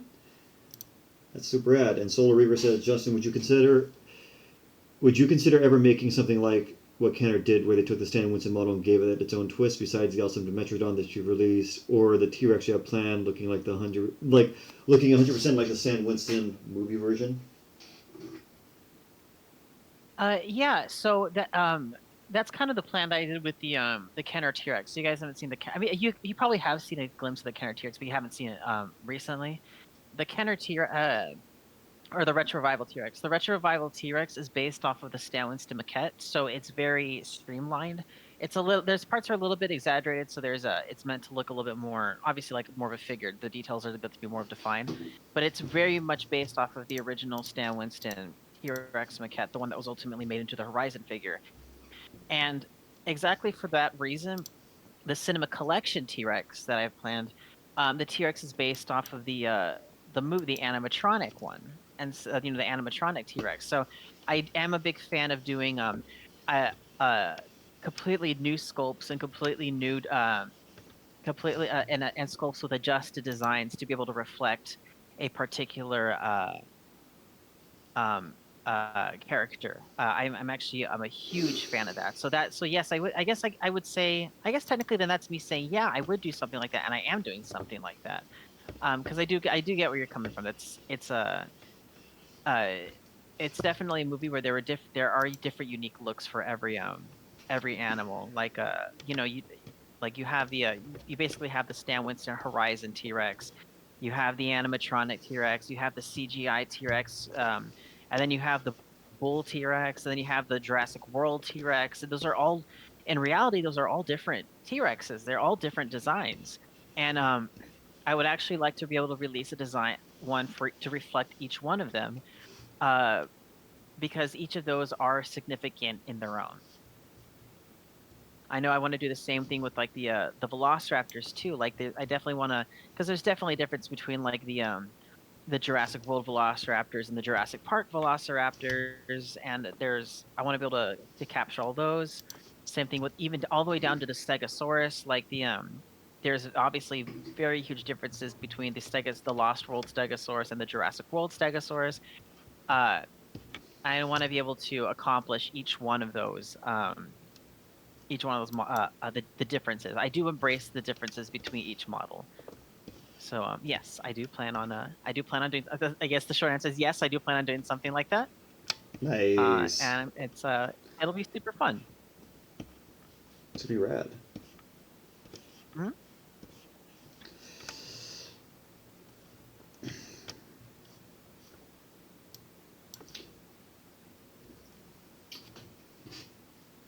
Yeah, it looks like everyone's excited for when you finally do those figures. Me too. Me too. I'm telling you, 2024, the year of the retro revival. I really wanted to get them done. Like there were so many times I want to get them done. Like I want to get them last year. I want to get them done this year. But in reality, there's so much to learning how to make figures. It was almost gonna be impossible just to be able to because it's not just dinosaurs. Retro revival is vehicles and humans. There's a lot that goes on to making those particular characters, No, and definitely. it wasn't going to be fun. And I'm still learning, so it wasn't going to be possible to do them just like right off the bat. No, definitely. As much as I would love to. Yeah, it's going to be a little. Yeah. Because you're giving yourself that time to learn, though, like so they can actually be executed in the way that you envision them being. Yeah, yeah, and that's very uh you got to give yourself time to learn. It's like learning does, great things do take time, so you do gotta learn. And that's why I think I'm gonna be honest with you, everybody. That's why, like, if I haven't, I know it's noticeable that I haven't released a lot of figures in the past like couple years, and I do know my figures are, they're not bad, they're not bad figures, but I was willing to take my time a little bit to be able to really understand, to be able to, because I obviously my ultimate goal is, like I've said before, I want to be able to mass produce figures. Um, a U.S. based company. They want to be a U.S. based company here, and to be able to mass produce, figures and stuff like that. But I do want them on a. I do at least want them to be. I want to be on store shelves, which is going to mean like you really gotta learn how to mass produce things and take your time learning how to really design things. And I'm willing to be able to put in the time to be able to understand those, because I love what I do. I love making figures, and I get to be able to collab with like RJ, and we get to make these really bring you these really fun things. So you'll just tell me you're thinking about making the Hummer. Okay, so the interesting thing is I do absolutely I have a list. I have a huge list of different things I want to be able to make, and I made this list probably about 2 years ago when I was planning the cinema collection ahead of time. And last year is when I started doing cinema collection sculpts. So I have even like the Herrerasaurus, the Mosasaurus, and a lot of things I want to be ahead of the game. And vehicles are definitely something that's included on the list, all the way down to the plane from Jurassic Park 3. I would love to be able to Nice. even do something like that because every vehicle and everything is significant in Jurassic. I also want to be able to do um, locations, so I would like to do a Velociraptor paddock like playset. I'm also determining what to include playsets because I don't want people to accidentally get like doubles. Like I don't think that people need to buy. I don't think people need to buy a playset solely for a figure. I know Mattel did that for like the Ellie Sattler Jurassic World version of her figure. You had to buy like the big super, the Therizinosaurus, the Giganotosaurus, and T-Rex Mega Pack to be able to get like the Ellie Sattler figure. I'm not a big fan of that. I don't think that should be a thing. So a part of me, if I'm gonna be making like like play sets, they have to include everything, or they have to include just the play set. Like I do want like a visitor center action figure set. I would like to do the gates from every movie as a set. I know I want the worker village from the Lost World as a set. Like there's so many things, and I feel like there's a lot of missed opportunities that other companies with Jurassic could have taken. That I know that's sort of the motto of the company, the upcoming business, which is the Caldera Collectibles, is figures for fans made by fans. We're fans and we understand what fans want. I want to be able to we got to make all this. So I want to be able to make everything because you really only got one life. Why not just do all of it? Exactly. There we go. It's super fun. That's the spirit, my boy. We shouldn't have to limit ourselves. Exactly. But yeah, so I guess that's an answer to I know I ramble on a lot, but that's an answer to your question. I definitely am planning to do definitely want to do the every vehicle that there is. Like I want the Lost World, the mobile command, center, as a kid, I need to fulfill my inner. I need to get the plane from Jurassic Park 3 because I need a Spinosaurus action figure, and I gotta just reenact the whole scene. I gotta reenact the whole attack. I'll even make a tree. I don't care if I gotta make an action figure tree for this thing to crash into that the T-Rex, so that people can put it on their shelves, and you could. Wouldn't that be great though? You get like a tree, That'd be really and the cool. plane, and a Spinosaurus action figure, dude. Yes, and then you get to put them and you get to display them on your shelf. That Yeah, would just be so much fun. definitely. Hold on. Let me see what the messages they've said. It says, Reese, the old Stegosaurus looked majestic, the new Stegosaurus looks like a dragon. Agreed. Solar Reaver said, that's awesome to hear, Justin. Thank you for making the newer version of the Kennerex. I'm personally a fan of the CGI T-Rex models from the films, but also how the Bull Rex looks when it breaks out of the cargo hold in Lost World is eye candy. Yes, I love that scene. The boat, yes, definitely definitely got to make the boat. Definitely got to make the boat. Engine Harbor Master, this is engine boat. This is Harbor Master. Please reduce your speed. Over. That's such a haunting scene. There's something terrifying about that. Mm-hmm. Where's the boat? Reduce your speed at once. Over. Over. No answer. Check the cargo hold. No. Wait. There may be crew down there. I love it. What a riot. Okay. Yeah, RJ and I reenact so many scenes. Sounded just like the scene. Yeah, definitely. Like you gotta understand, like Justin and I are like, we're like, of course we're like, been doing this for a long time, and we're prim and proper when we need to do professional stuff. But when we're with each other, we literally revert being back to like tiny little children, because we feel like literally we're the same dude, and we like the vibes we would do. We would have been playing with each other in like the sandbox with like Jurassic Park toys if this was like kindergarten or something. Oh, cool! I'll give that a look-see once I check the Discord. Ruiz, good job. I like the good work you've been putting in there. Ruiz has been doing a lot of good work, hasn't he, Justin? Yes. Thank you for don't limit yourself. Keep going. Yeah. You know, that's you want to be able to do things daily. You want to be able to really just keep practicing your skills. So that's really good. Keep at it. Don't stop. Yeah, you're doing You're good. on the right track. You're doing good. And don't be too hard on yourself. Like even RJ and I have to remind ourselves that practice and improvement comes with time. So even we're learning too. So just embrace the journey. You're doing great. You're doing absolutely great. You're doing amazing.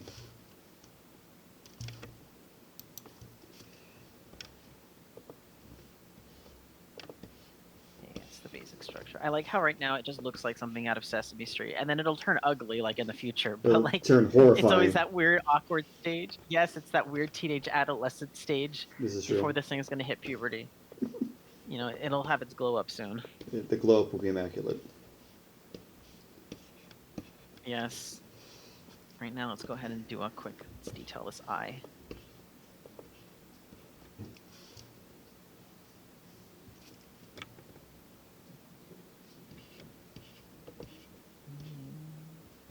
P for paintbrush. And we're thinking just like a bird's eye pupil, right? Not right doing the lizard eye. No, something. Not anything yeah. reptilian. Yeah, I need something that kind of conveys like Something that will stare at you in the dark. something that like where the pupil dilates. You know what I'm talking about? Yes, absolutely.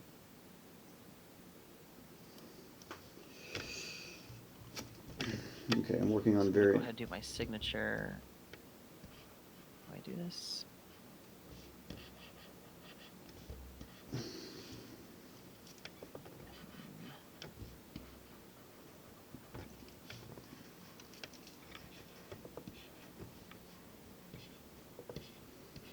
This thing would like straight up like eat the Indominus Rex, I think.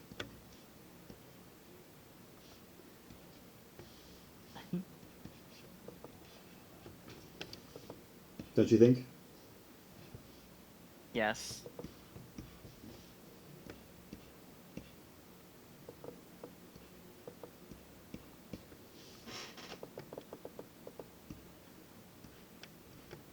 I'm gonna go with the yellow eye and fade it to light green towards the center. I think that'll give it very Alright, well, I'll do like actually I'll start with orange, so the iris, not iris, yeah. Object, and then I'll go yellow.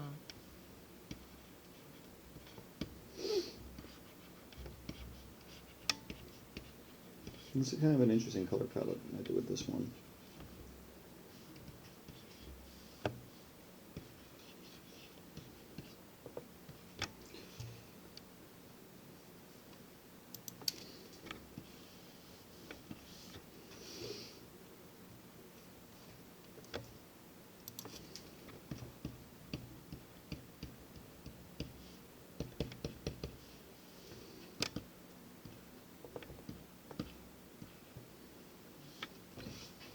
This is variant 2. The what? Hold on, let me just get this right.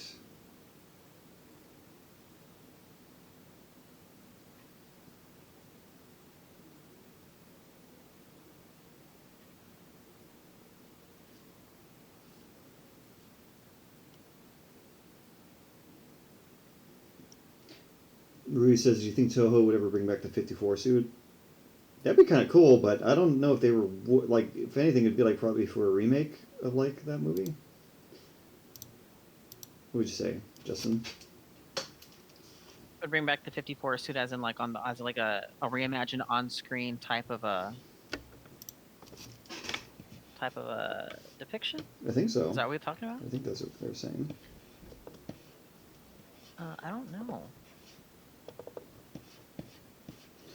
I think what it is, I think the reason is, maybe not, but the reason is usually every Godzilla is a reflection of the time period. It's meant to specifically be a reflection of the time period of that the film is being made during. So like the 2015 Godzilla is supposed to be a reflection of like cinematography today. Same thing with every other Godzilla that's ever sort of been made. you know, they kind of they're kind of meant to be of the time. Mm-hmm. In their time, you know. Yeah, their time. This is our Oh my time god, down here. did you just give me a Goonies reference? Absolutely. Do you know how much I love the Goonies, dude? This is our time down here. Thank you for getting that, by the way. That made me feel so accepted. I accept you. Also, Justin, Yes. check this out. So, version 2. Mm-hmm. Okay.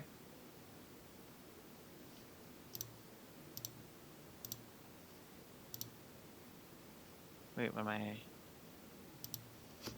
Oops. Oh, there you go. Okay, one second. Okay, okay. That's really interesting. I was thinking about like the red throat, you know, and reversing kind of the colors, you know. Yeah, you're right. It's definitely an inverse. It's definitely an inverse. Okay. So I do like what you mean by the red throat though. here's I do like the original there too. Yeah. Okay. I'm gonna move on to But verse. you know, I love though. What? I like the stripes you were doing on the nasal passages. Mm-hmm. There's something about that that's really kind of eerie. On like version 1 or 2. I like the nasal patch stripes on 2 are I really like. Okay. I really do like it. Cool, And then cool. and but I also like the colors. I know you're gonna be able to find ways to make something like really nifty, but like as like a blend. But like I really like it. You know, it is almost. It's very it's very under the big top. You know what I mean? There's kind of a clownish aspect. You know. Oh, I like that though. I like it. You know, clowns Yep. are terrifying. Well, correction. I know they're Absolutely terrifying. they're absolutely terrifying. But I will say this: people. This is kind of a funny thing. Clowns also really care about their jobs, and there's like a lot of great artistry in clowning. Oh, they really do. Yeah. So it's kind of like it's really actually it's really like honestly I consider a high profile job. Yeah, it's really like don't let the scary clown meme fool you. Like clowns are beings of mirth and joy when you know they're actually doing their thing. But I do like the idea of kind of a Harlequin kind of thing. You just gave me some ideas to play with, so I'm gonna continue. Yes. Yeah. I mean, like I. I'm gonna make. I don't know what you guys. Oh, hold on. Those Disney sing along songs. Yeah. Clown stuff is great.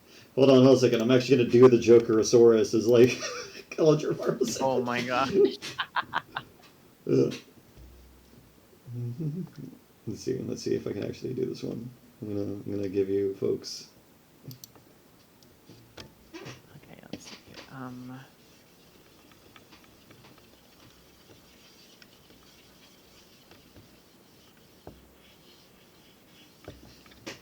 Oh, that's looking so red. Looks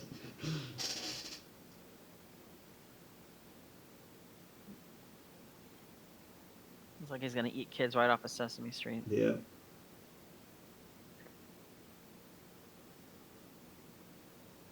Okay, let's like this real quick, just to get some type of structure on the inside. Nice.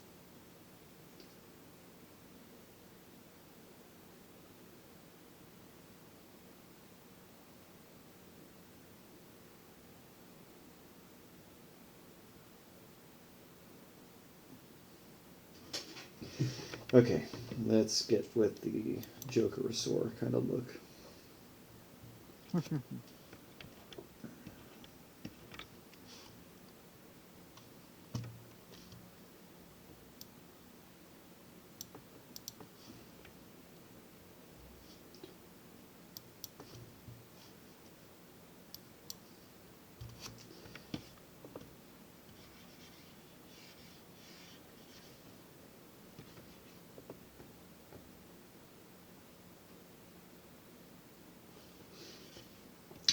Rui says, "People in my school I should be a comic book artist. What do you guys think?"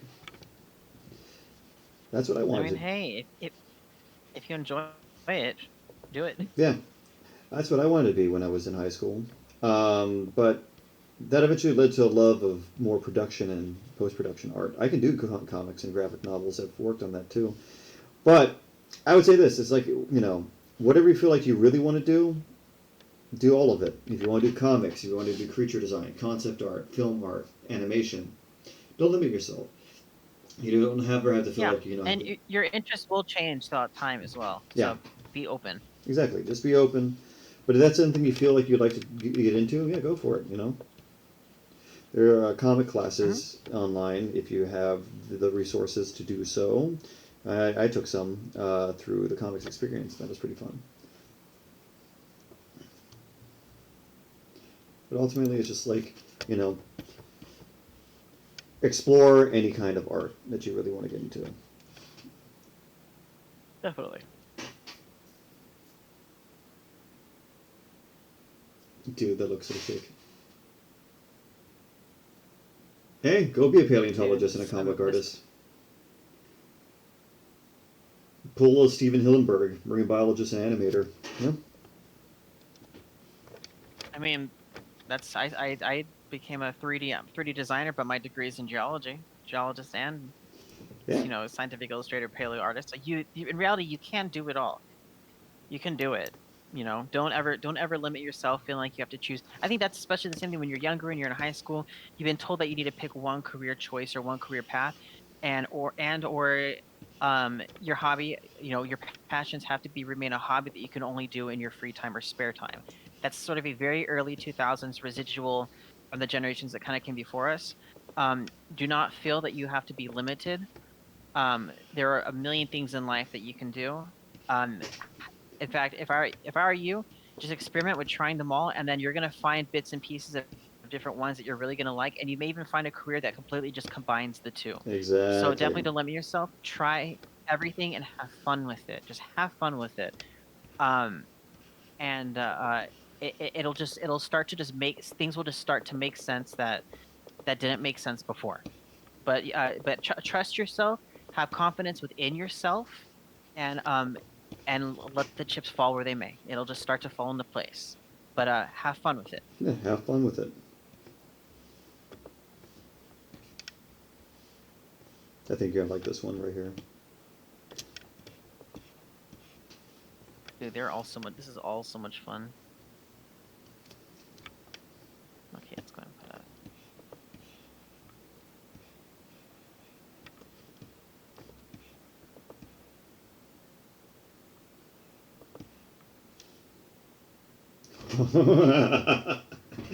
Oh, sorry. I love it when something comes together nicely. You'll see in 1 second. Don't look just yet. I want you to be surprised.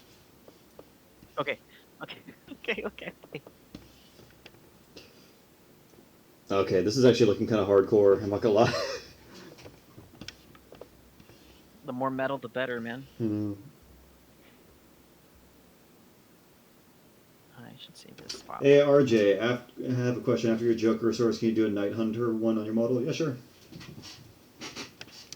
Oh heck yeah, man! I want to see that too. No. I mean, you'll probably have to do. You're gonna have to do that eventually, anyway. Yeah, well, I'll do like a pass at the Night Hunter. What's your interpretation of the Night Hunter anyway? What's like the purpose? Because obviously the Ultimasaurus was originally supposed to be a freak of nature. So you think it was like the Ultimasaurus is the Night Hunter is kind of like, well, we have this thing and we spent money on it. Let's try to use it. Yeah, I think it was more like, maybe a limited variant, mutation where it kind of made, ooh, I could play with it. Maybe it could look like it kind of, it reflects light, like chameleons do with their color crystal. Like, how chameleons change color? Chameleons, what? You know how chameleons change color? Yeah, I've seen like faked videos, but I don't think I've ever seen a real video of them changing color before. Like, do they really like how fast do they really change color? How does it work? So the chameleons change color not by like, so they don't have chromatophores like you think they do. What they really do is they actually Mm-hmm. bend, which is even crazier. They have a lattice of crystal structure that reflect light in their skin that causes color Okay, change. Hmm? gotcha. Okay, So they're using like, it's just kind of sick. They kind of bend light to change color. You know? I like that. That's how. I mean, oops, that's really cool.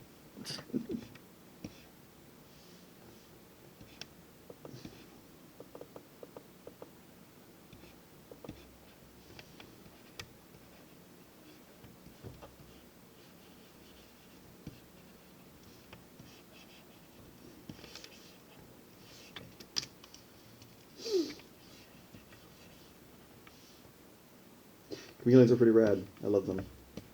I was just saying that the Night Stalker could have a color changing ability like that, where it's bending light.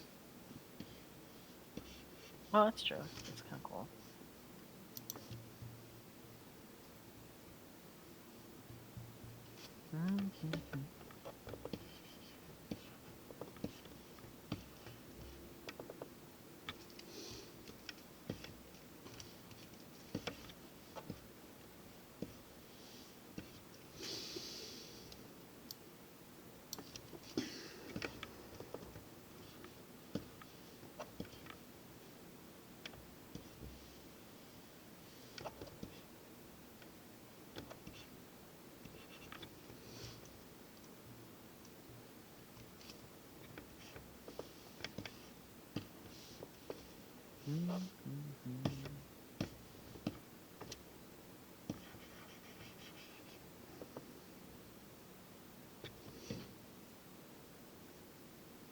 Okay, now we're. Justin, I think that's a good question for you. Yeah, what's up? By the way, is By the well, yeah. Go ahead, read. By the way, out of any JP figure, which one is your absolute favorite and least favorite? So Jurassic Park, can we include Jurassic? Jurassic Park. I know we're talking Jurassic Park here. Which figure is your absolute favorite and least favorite? Oh man, yeah, that's a really complicated question. Because you're talking about a trilogy full of different toys. Golly gee, what do you think?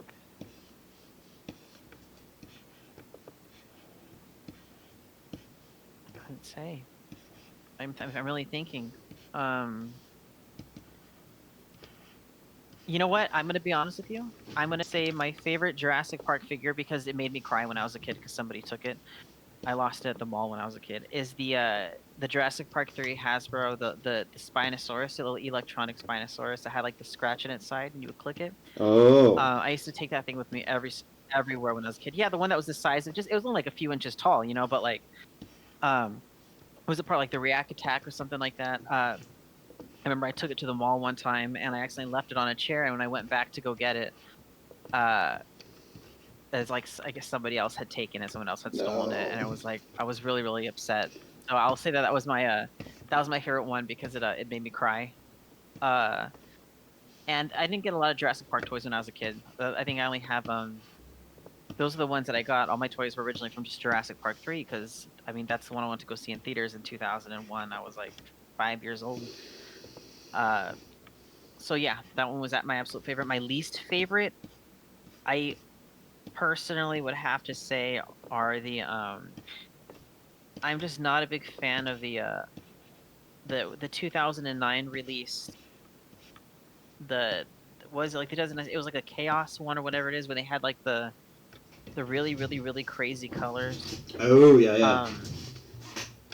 Yeah, I'm just not a big fan of the whole I feel like that was just too it was kind of half-assed.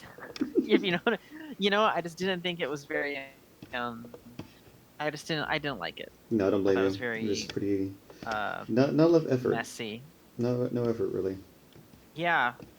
Yeah, like I don't know why it didn't seem like they'd really put in any care into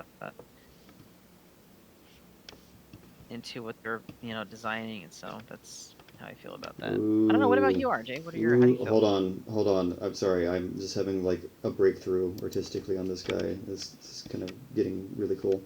My favorite figure. My favorite one, I think, when I was like little, was the. Oh man, I played with those Jurassic Park 3 figures all the time. I had the '90s one, the Lost World ones, but I got them a little later, But I was there for those like React Attack, like Spino and T Rex. Like I took those to the playground all the time.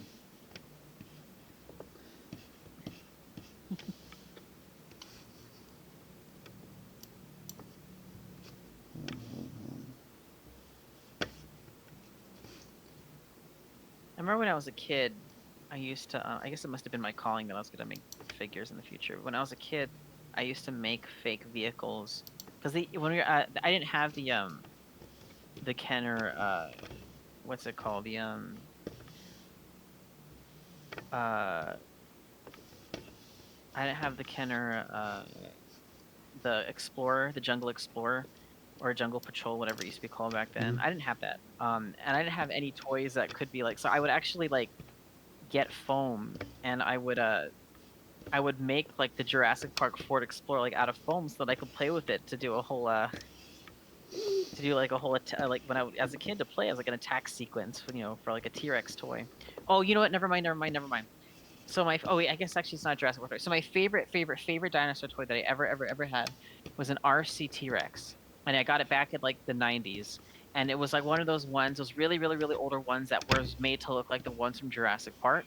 They Yeah. just never it was never just Jurassic Park official. It was like it was like the brown T-Rex and the controller was like an egg or not or it's something. It was like a bone and it had like Yeah. little Yeah. sticks. So I had that, and that was my absolute favorite toy, and I do still have it. It's still it's in a box someplace, but I play it was it literally like it broke. So I didn't actually use the RC version of it. I just pretended like it was a giant action figure. But that was my favorite toy, 100%. And it's not Jurassic Park, but in reality it is the Jurassic Park T-Rex. But that is 100% it, and I will take that to the grave. That's pretty sick. Yes. Man, that was an old memory unlocked. Jeez Louise, man. Memory unlocked.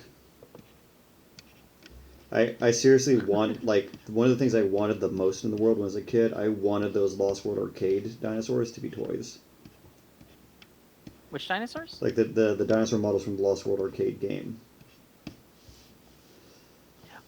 Oh, the Lost World arcade game. The dinosaur models from those. Did they have dinosaur models from the game? Yeah, What do you mean? they did. The Lost World arcade game by Sega? Yeah, they had models from the game, like toys. No, no, I wanted them. I'm saying I wanted, they did not exist. I wanted them to exist. Oh well, that's an easy fix. We can just make those exist. Please, make. I want that Mementosaur figure, and I want that Anata Titan, which is again Edmontosaurus, but come on, Anata Titan's a cooler name. Yes. But I'm not gonna be someone who's like, yeah, it's a Monosaurus, Nectons. I love them still, even though I think Anata Titan's much more rad of a name. But hey, who am I to judge? Yeah. That's the same thing with the Gorgosaurus from the Walking with Dinosaurs movie, right? Yeah. It's actually you said something else, but I but the figure, the Gorgosaurus figure is still I'm still gonna be selling it as the Gorgosaurus, even though it's something else. But it's just because it's film, Yeah. it's what it is. It's So I get you on that. Nanotyrannus. Oh yeah, the Dinosuchus. That one is cool. Oh, yeah. We need our chameleon Chameleon-type dinosaurs. Carnotaurus. That's a chameleon type dinosaur.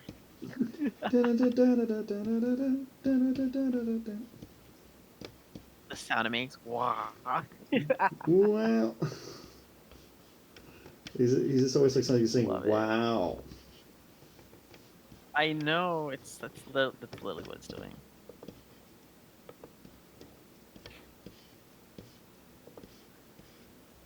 Okay, let's work on the eye here.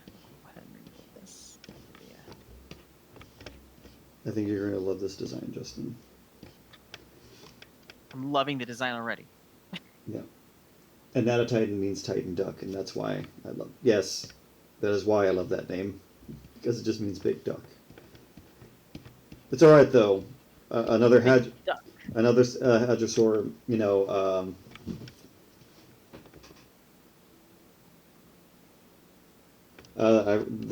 That cracks me up. the hadrosaur that has like a cool name is Magnapolia, which just means big Paul.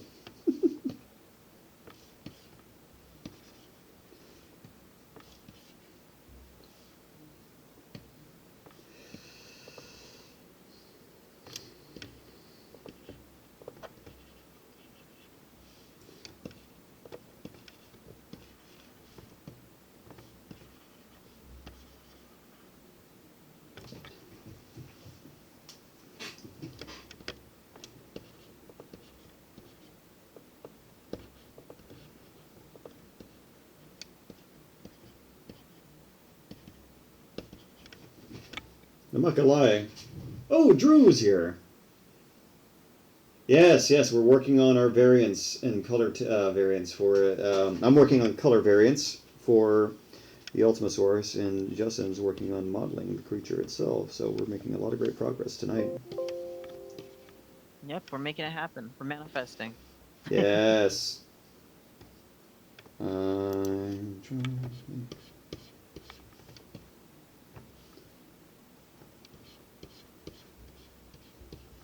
Drew, great job on your Godzilla. It's looking pretty rad. Yes, very good job. You're doing good, buddy.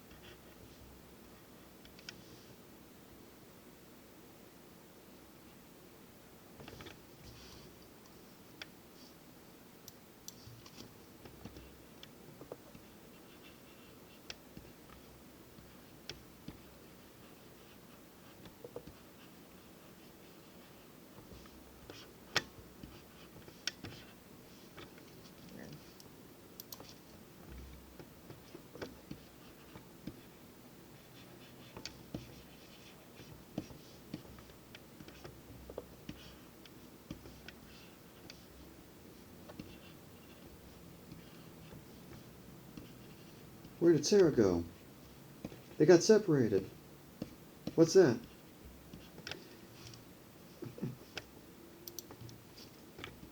What a riot, dude! I'm telling you.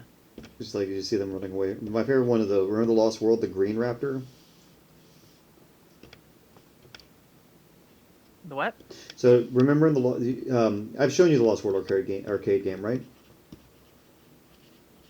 The Lost World. The Arcade game. You were cutting out. What Lost World? The Lost World. Yes.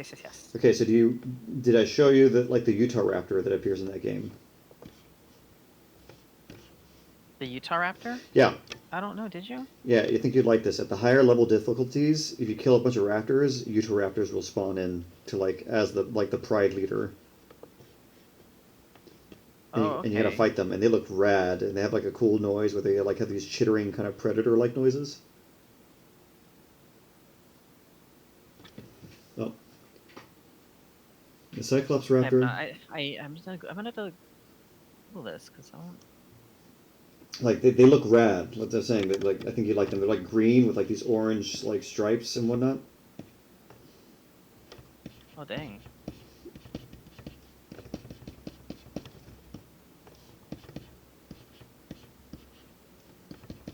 Okay, I'm going super hardcore on variant 3 for some reason. You sometimes you get a flow, you know?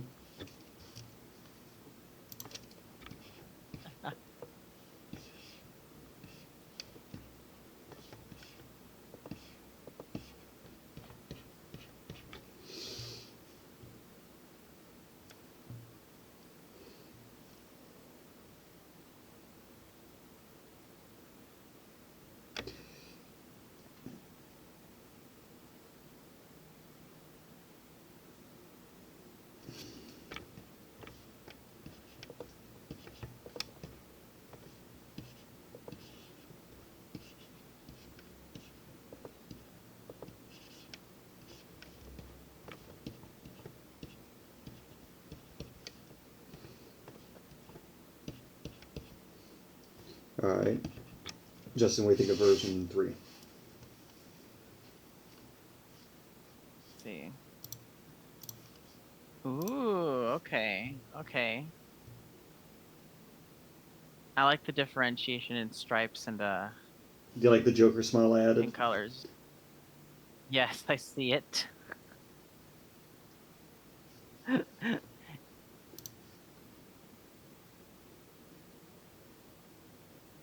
I will say for sure that it is very yellow. No, that one's like mostly yellow. Actually, it looks good with linear light on it. There we go. Take a look. His horns are giving a American flag. I could see that. Let me see. Hmm.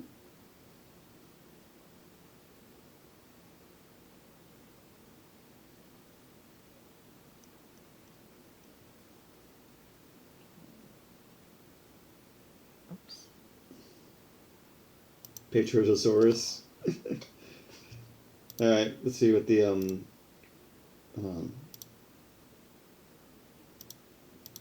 right, Night Stalker time. Oh, that's looking so cool. The real Ultimasaurus, yes.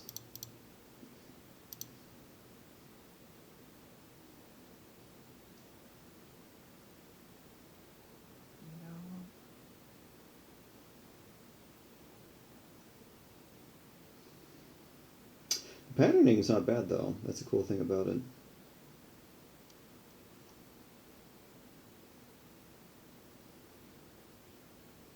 Let's do pin light.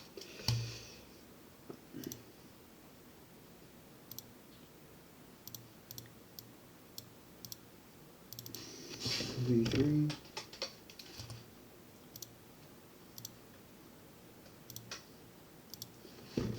Oh my god, that's looking so good. Justin, is it okay if I see what the head looks like so far? On what? Oh, you're a guy. On what happened? Is it okay if I see what the head looks like so far? I was Oh yeah, sure. Yeah. I'm still trying to fix the eyelids and placement a bit, but because right now it still looks like a big bird. oh my But god, that's amazing. let me pop. Dude, that looks so he'll look a lot. This is how they start out. Don't judge them. I'm not judging him. I'm saying it looks amazing. They start out looking like that they're gonna come out and sing a song to you about eating healthy. I love that. Big Bird, the original Big Bird. He is the biggest bird. If you know the meme. Yes. All right, Night Stalker time. Then he'll start looking mean like the other ones. Right? Ruiz. By the way, the hardest drawing I have done is recreation of the first TMNT comic panel from 1984. And the absolute carnage I drew today. It's always good to challenge yourself. I would say, and I'd say to understand those things too. So like, it's one thing to recreate them or like, redraw something. And Justin, that's not a big bird, that giant avian, yes. That's Big Bird's like older brother, giant avian.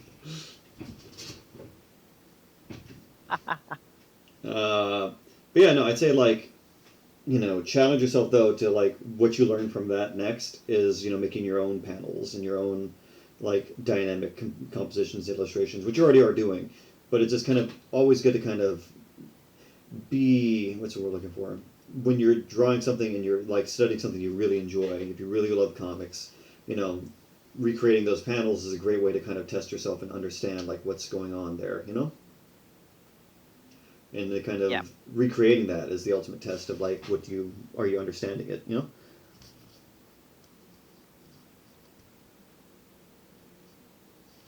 Okay, let me see what I can do next.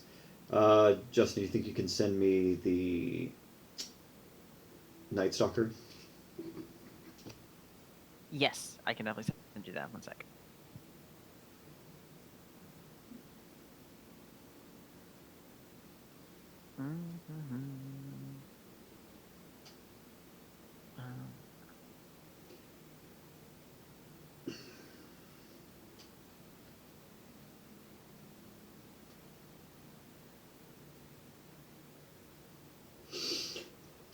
Oh, man.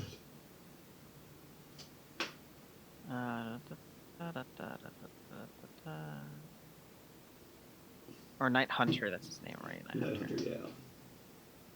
There he is. Okay, yeah. Okay, let me send this to you in the Discord. Thank you. I have to look through my phone because I don't want to disturb the stream setup. Yeah, definitely. I getcha. There you go.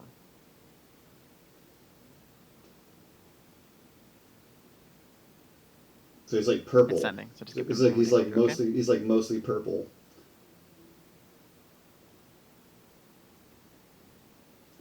I think he looks like Necrosan.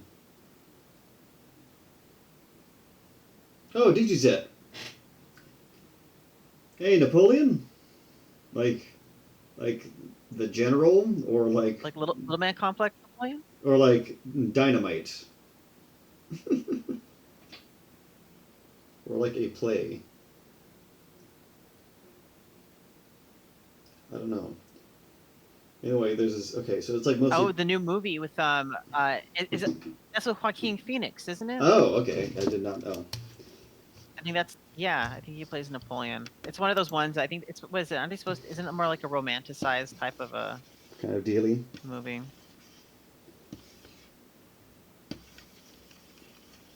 It's a melodrama, I believe, or A something like that. melodrama. I think that's what it's Cool, cool, cool. And yeah, melodrama. the general. Okay, cool.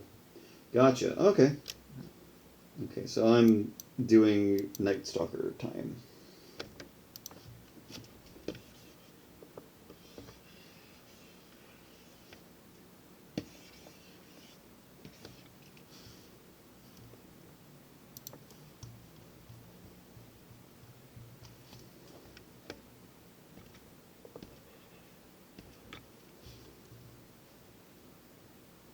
Mhm.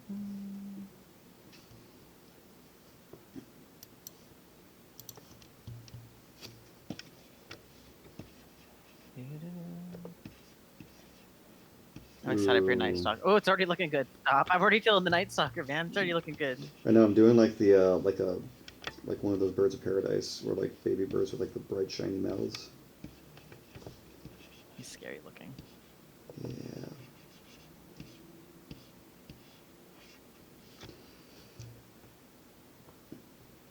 Huh. Rui says I'm actually related to Napoleon according to my grandma, who's the family genealogist. Interesting. Cool. My ex said that on her mom's side, she was descended from Benjamin Franklin.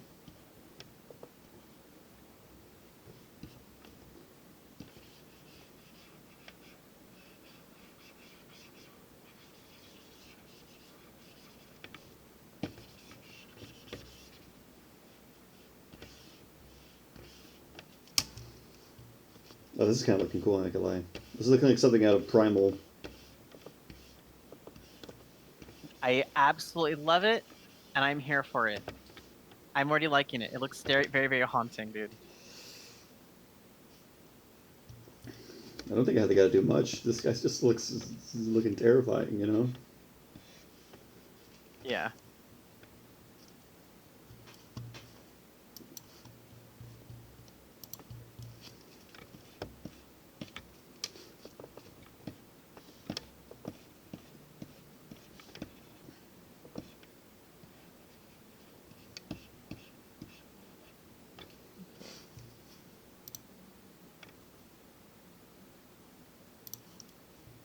I knew someone who said they were related to Hernan Cortez.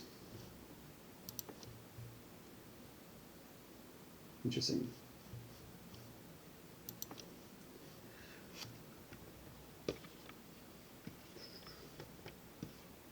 Oh yeah, in high school, high school, middle school, everybody always says they're related to somebody. Um, Obviously, I know the world famous JurassicJustin, so that's the greatest thing of all. Yeah, I know the world famous RJ Nieto. So Oh, that's no, thank you. definitely the world famous the RJ. No, thank you. I try. Did I imagine these Crack things yourselves like? up. I, What is? God, I imagine this thing like having like the most haunting like call ever. Oh, you know it. You It. absolutely know Oh it. God, it sounded like the raptor kind of bark, but like super like low pitch. And I like, think of something that also has like almost like a satanic choir, like oh type of like if it roared in the air. oh, it's like that kiwi bird. Remember? If you haven't seen the, Yes. You think we could get that sound of the kiwi bird, or we could just kind of like well, you could. put it on a pitch, We could put it on a pitch, like definitely, you just know? like put some reverb on that. Oh, Ruiz is asking how much will the Ultimasaurus be? Yes. That depends. Price has yet to be determined. That usually comes down to how big the figure is going to be, the materials it's going to take, and then also also the production cost of painting it. We have not settled on a paint design yet, so it's really up in the air at the moment. So I really can't say. Yeah, we are working to. Part of the reason why I'm doing these designs right now is to kind of flesh out which color palette we want to go with. Mm-hmm. I still definitely am leaning towards the your first iteration because it still has the the OG feel with the stripes and Mm-hmm. everything. Sure. Not the stripes, sorry, but with the red, the black, the gray. You Yeah, know. yeah, yeah.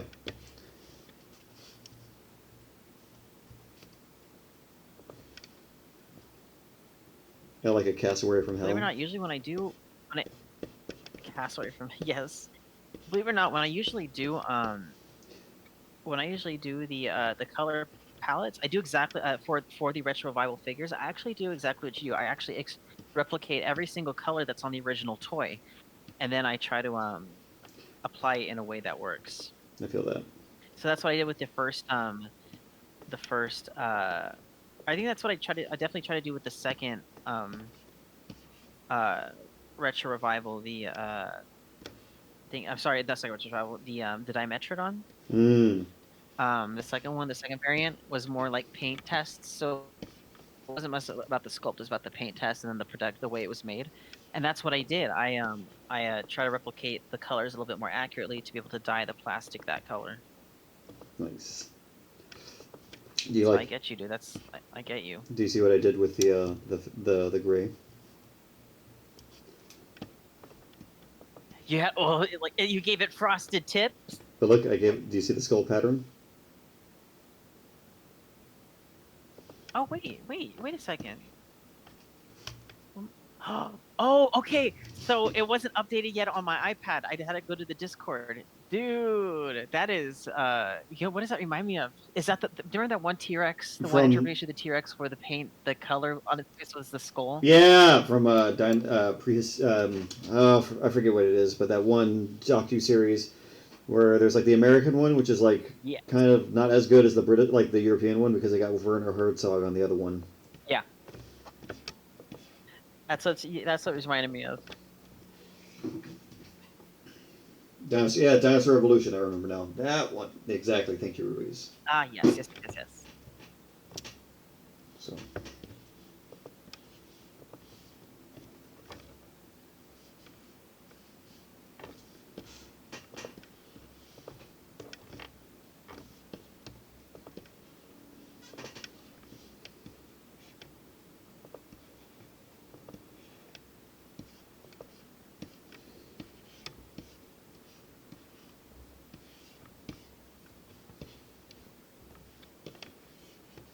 the thing I like to do is like if a creature is like having a tail as a primary weapon, like to light. Yeah, exactly. Jack the T-Rex. Dinotasia. Yes, thank you. Thank you, folks. It was on the tip of my tongue. One thing, though, I like to do is if it's an animal that uses a tail as a weapon, I do like to kind of, light it up like a bright color. Mostly because, like, I saw that what Mark Whitten does, and it's, like, plausible. It's like, it's a threat kind of display. It's like, hey, don't come near this. Pain, come away too. I'll stab you. Pretty much. So I kind of like to kind of have that as kind of like a visual warning.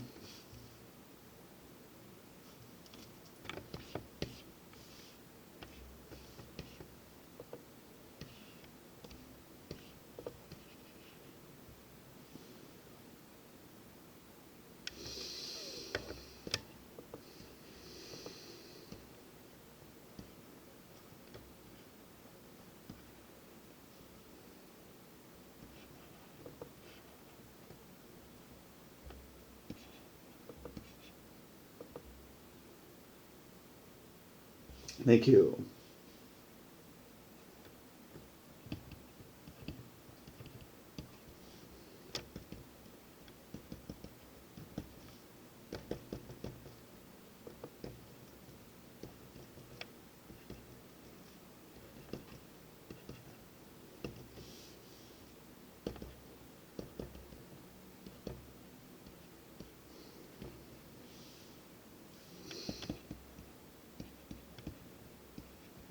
He's like evil or Barney.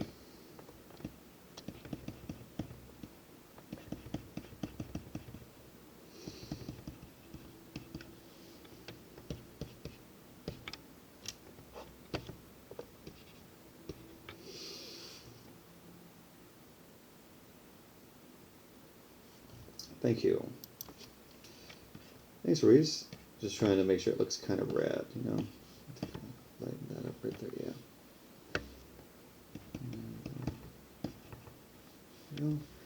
You know what? I'm gonna give it like these ghostly, like.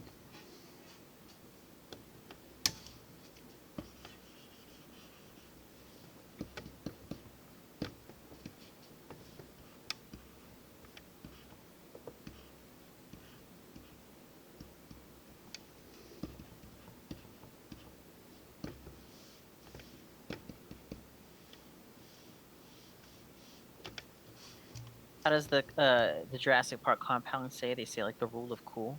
The rule of cool. This is true. Yeah, they give it the old rule of cool.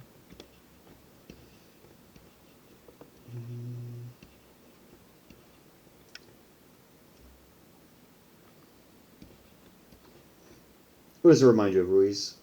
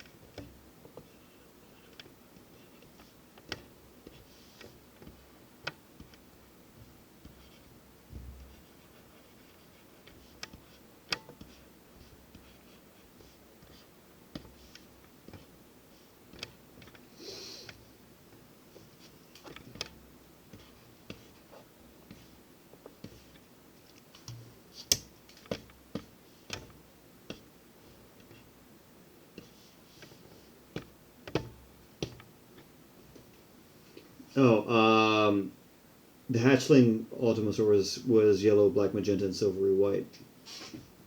Interesting. So I guess I kind of. That's right, the little small one in the picture. Yeah. Huh? Well, it would seem I That's what we were talking about, the including. Yes.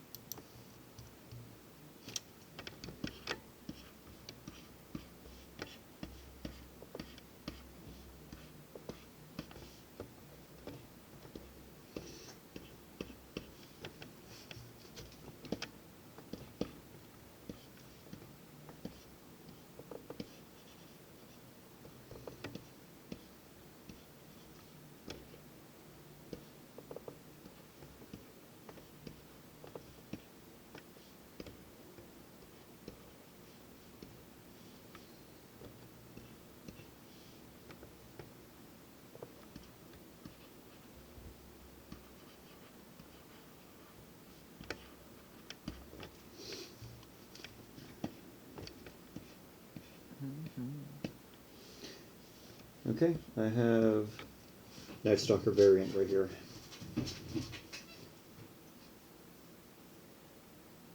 That's super sick that you got the prototypes. It came with the original. Oh, he said it came with the original figure and a rolling tempo with a blaster. Nice. Justin, check out the Night Stalker. What's up? Dude. That is so sick.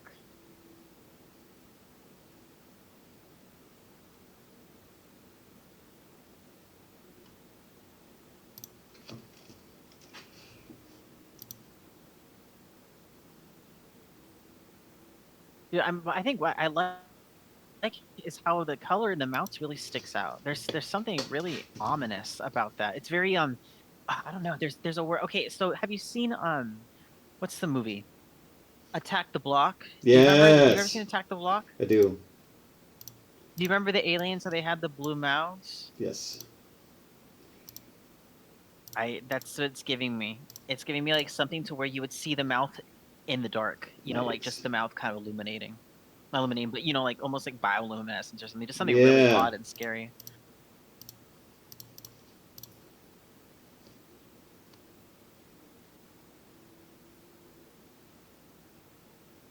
I'm gonna try something real quick, okay? Hmm?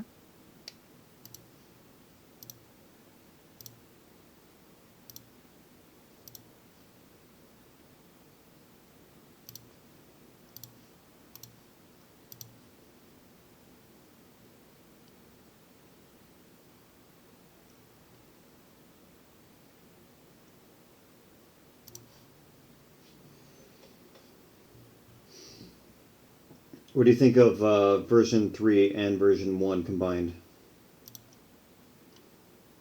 Oh, let me see. Let me see. Let me see. One second. Let me save my work right here.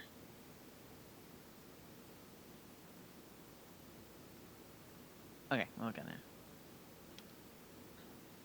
Okay, I really love version one because it keeps a lot of the which one's wait, version one? What am I This looking at here? this is Okay, is version that version one? this is version 1 and 2 3 3 combined. So that's version 1. Okay, okay, okay. So I really, really, really like the a lot of the original colors in there. Mm-hmm. Um, also the sort of the simplicity of it, because it does there is a lot to otherwise it gets a lot to paint or a That lot makes to and sense. a lot to lay on. Sure. So I really, really, really do like that. you want to stick? Do you want to stick to version 1 or do you want the combined one? Look, where's the combined one? Show me the oh, this is the combined. Yeah, Yeah, go me yeah. the combined one. So this is two of them. So this is overlaid onto this one. So here's let me show you. Let me turn this off. So Okay. this is what it looks like normal, right? That's version 3 Uh-huh. normal. Version 1, and then I go to version 3, and I turn on luminosity.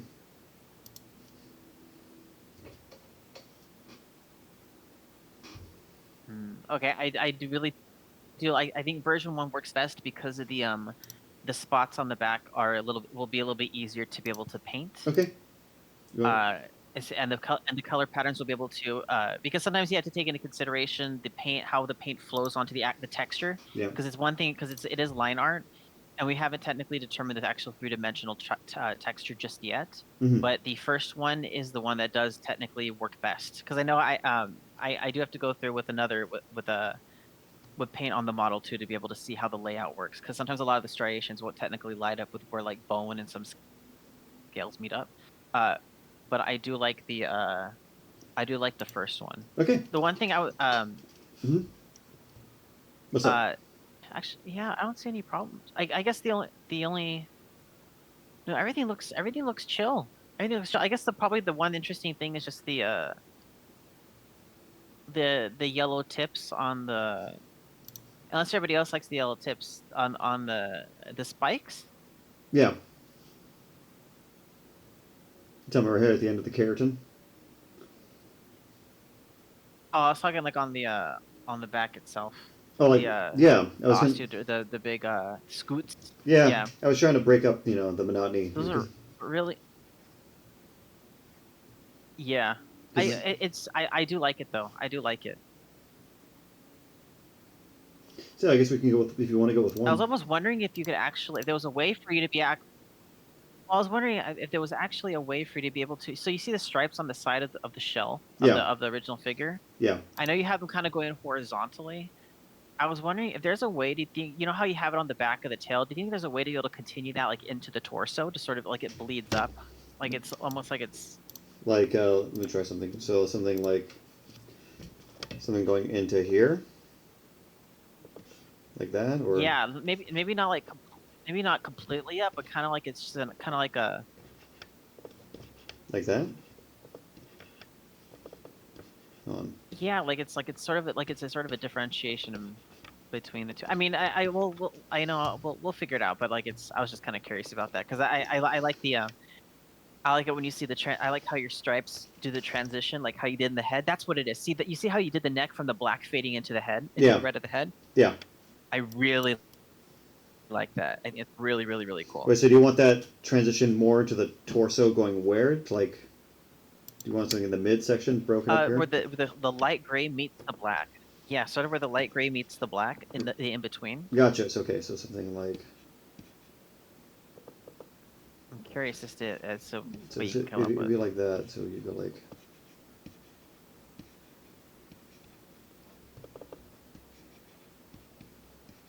So like that.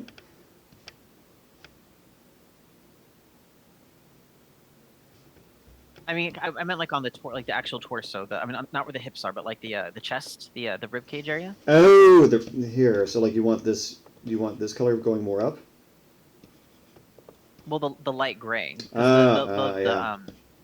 Because you have a really good opportunity there to be able to do a sort of melding between the three colors there into sort of this kind of like these kind of like they're really really yeah, like those sort of really lizard-esque transitions between the three. Gotcha. Like that. Yeah, we could. Yeah, I mean, like we could definitely.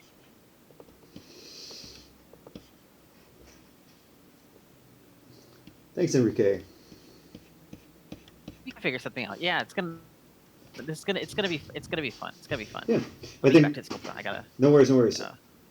So I think, yeah. I love the Night Hunter one. The Night Hunter one is obviously so sick. That's pretty intense.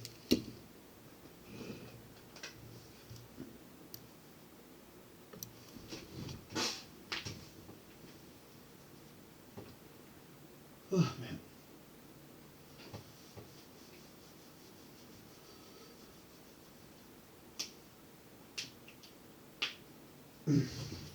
Okay. Do you want me to do any more variants, or do you think you've got one?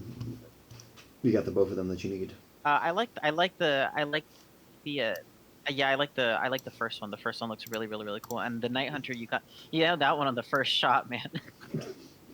Well, thank you. Okay, so I think we got our color palettes to work with.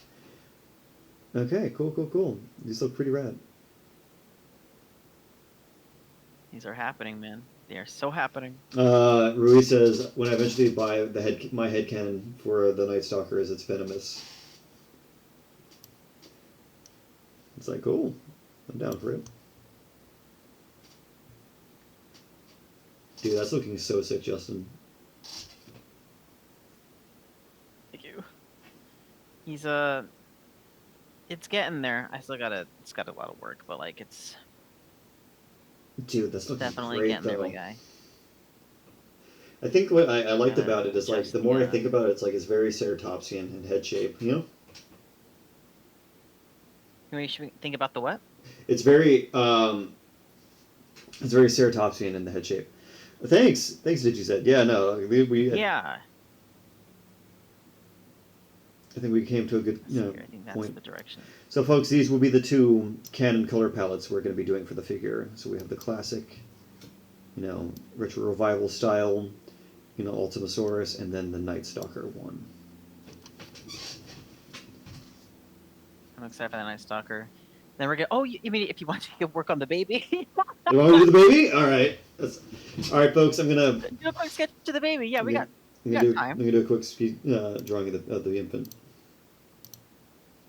Yeah, and the cool thing is you could you can make it look cute. I'm gonna make a little menacing gremlin. I'm gonna make it look adorable. Yes, but terrifying. Make him look cute and yes, exactly. Love it. Okay. Dr. Malcolm, I want that infant. Yeah.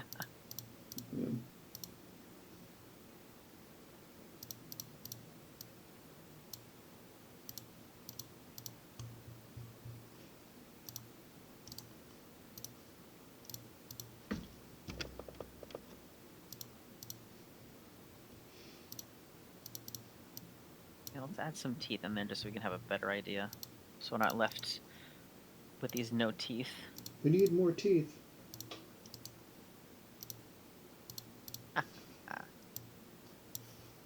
I thought that was. I was like, okay. That is. I don't know. Something about that line just doesn't read well to me. I'm like, okay. I don't blame the child actor at all. You did good, kid. I'm like. It was just the writing. The writing. Yeah. We need more teeth. I was like, what? Like, what does that have to? Like, you could have just said we need another. Can you fight? Do you have anything to fight it? Yeah, I was like. Or you could have said like, "Mommy's very angry." Something. Thank you, Ruiz. I know I tried to make my creatures look, when I'm doing more, it kind of feels. Wait, the creature or the line? Because either way, it's pretty rad.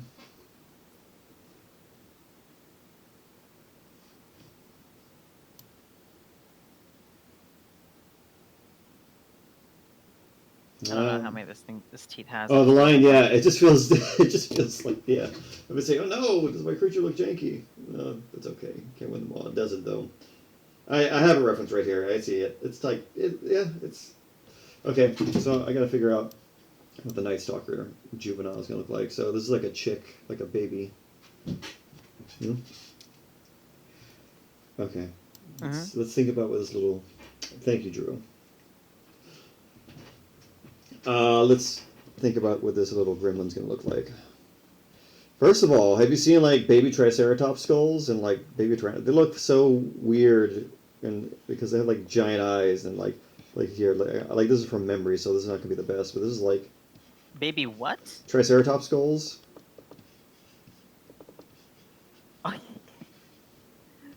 I don't know if I've seen one before. I don't know if I've ever seen one. Do they look really odd? They do. They look like this. Show me. Oh yes. Okay. Yes. They're kind of really ominous. They're really odd looking. They look like a pug or something. I don't know. Like a pug. Yeah. So I'm gonna try and bring that like awkwardness into that design with the Ultimasaurus. So let's see.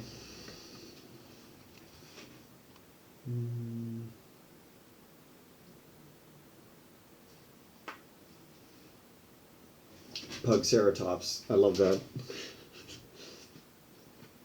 Oh my god, it just looks like a demonic Triceratops from the front view. Oh, it looks like, dude, that looks so horrifying. Look at him, man. Just, ay. Dude, like when you start to actually put like some really scary materials on them, and they're just like.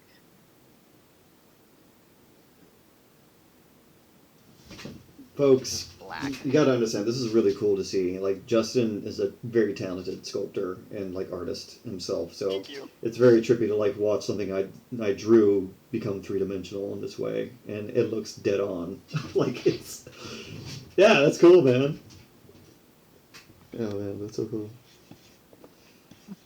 Okay, so I'm gonna try and get the vibes of this little creature. El Kukui, but make it a dinosaur? I'm down. It looks almost, Justin looks almost like the original figure from the front, and that's pretty cool.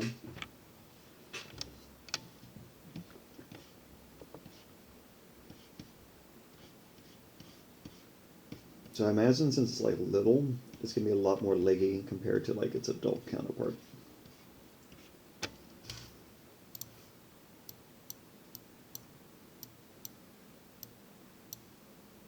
I'm gonna make this thing look wicked.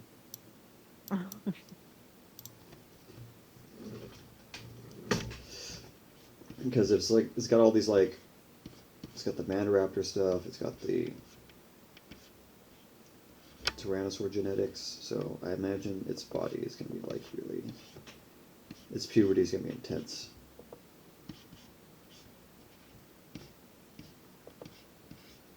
I like how you make them really. When I think of like babies, I think of them as like thick, Yeah. like the little chunky hippo babies.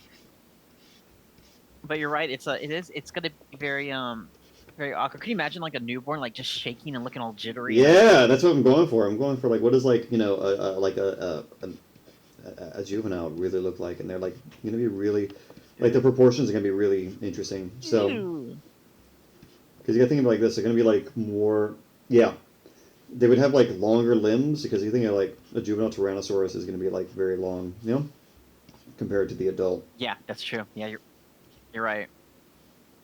So, oh, you know what I'm gonna do? Make this even freakier. It's gonna be like person sized.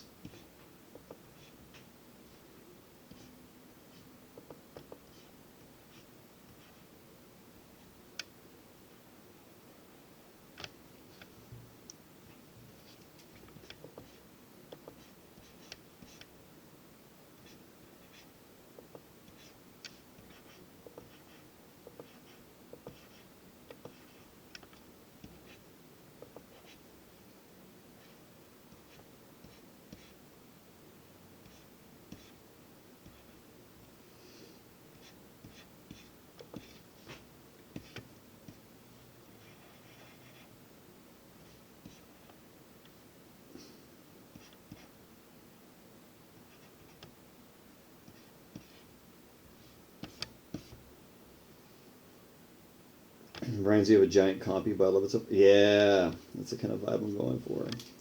Actually, eraser. There we go. That's what I was trying to do. More dynamic position of the legs.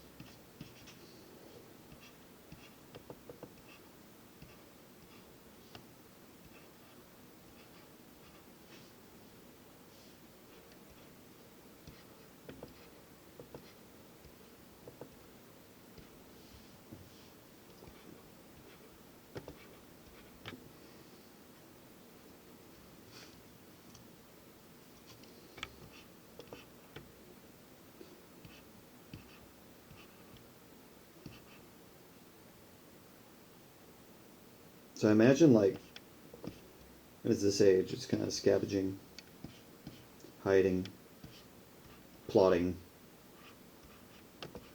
Plotting.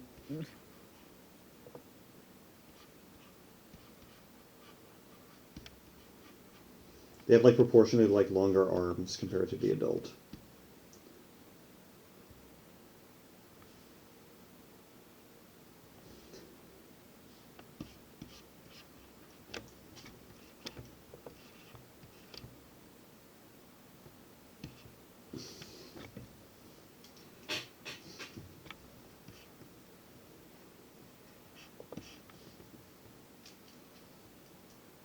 Exactly, standing there menacingly.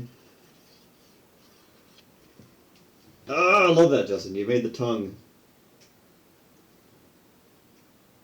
Yeah, trying to bulk it out a little bit here. Nice, man.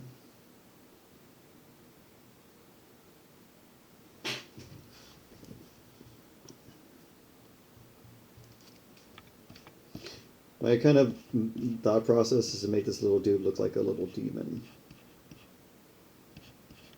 He's a little punk, is what he is. Yeah. God, his head is so cute though, but he's a little punk. He is. He's edgy. Yes, he looks like he listens to Green Day all day in his room, and I'm here for it. Yes. The cool thing is like I can relate. So I'm imagining it's like, these keratinous crests right here that are going to be like these giant like jugal horns. Like when they're little, they're unfused, so they kind of just sit there on the face. Yeah, I think yes. I complete. Yes, it's canon.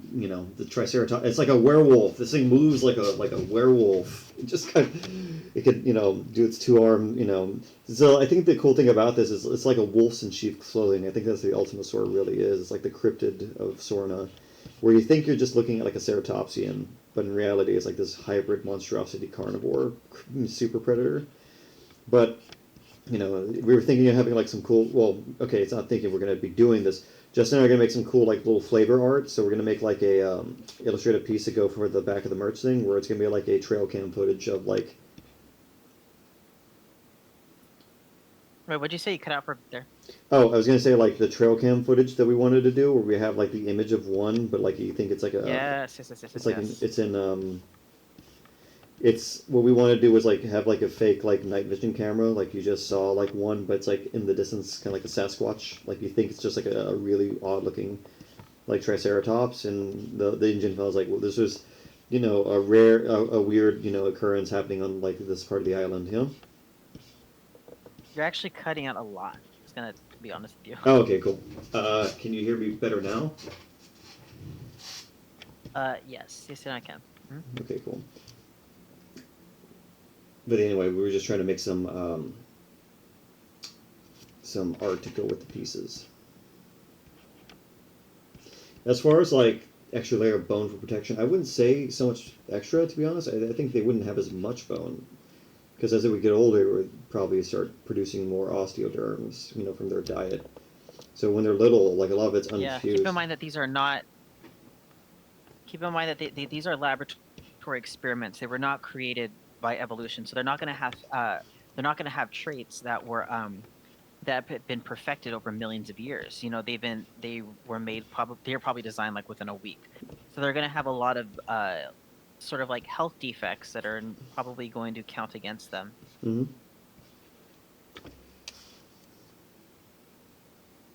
This is the joke. Hear me out. The cryptid could be the Ultimus Chad. Yes, that's even the joke. The more meta Easter egg that we put in there. Justin, what do you feel about making the Ultimate Chad an actual figure? Oh my gosh. Come on, we have to. Get the people what they want. Get the people what they want. Oh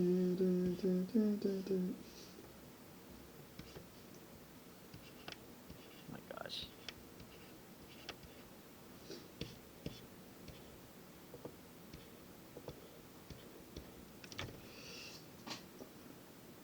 Yeah, fed antibodies in infancy, yeah. Antibiotics, yeah. These little creatures were engineered in secret and then let loose.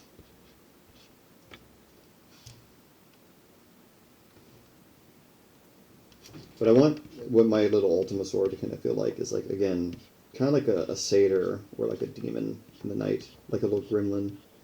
Like they're not even supposed to be cataloged on the island, I imagine. So like this is like completely like their exist. He just kind of they bred the same way that all the other ones were. They weren't supposed to breed, so. No, they weren't supposed to even be engineered. It was like completely blacklist, like engine stuff.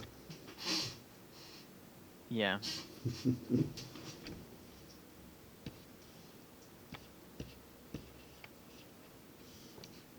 What do you mean you bred more?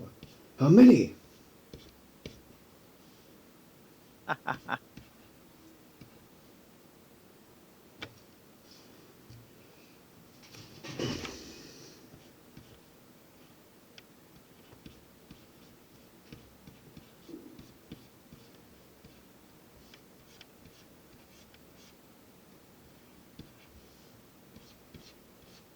Okay, that's what we can do here. It's gonna be different.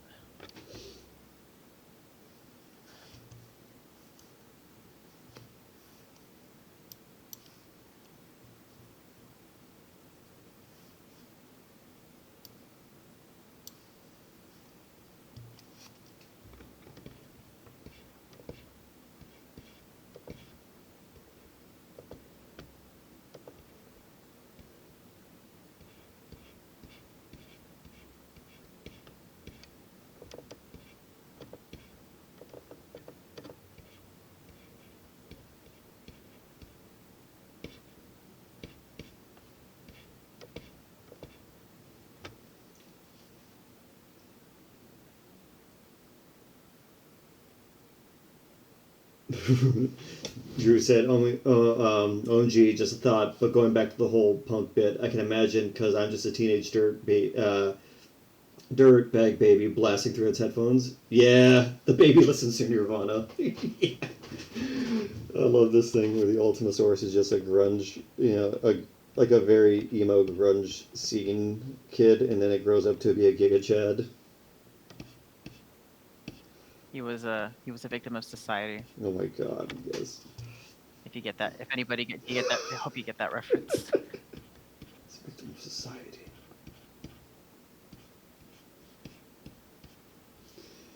Justin, what do you think? What do you think? I'm just kidding. No. Dang. One sec. Mirror and weld. Okay, don't have to worry. Don't have to worry about those in a bit. Fan them out a little bit more. Think more crest-like. Okay, let me see. Yes. Oh my god. Okay, but can you imagine this like skimpering around and like his little club just knocking things over because he's not like used to it? I know. Oh, that's so cool. I love this. It's consistent. I feel like it's visually consistent with the other one. Yes. I'm always worried about that. I'm a perfectionist. I'm sorry. Could the baby sound like a demon pigeon? Yes, it's canonized, Reese. You get that. You get your wish. It sounds like a demonic pigeon cooing. Could you imagine? What a riot. I know. Why? I don't have to. It is the canon now.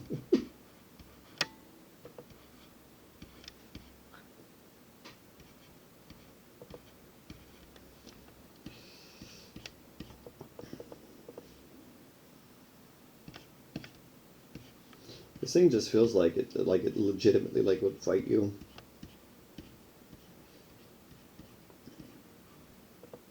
Like imagine this thing's like it's like scampering around on Sorna. This thing would try to pick fights with roaming packs of raptors.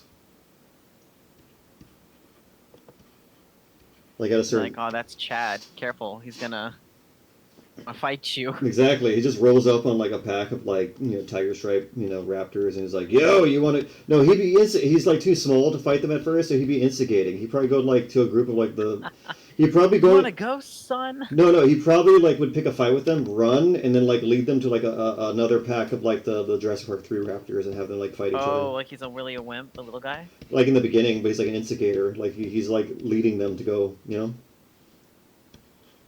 Yes.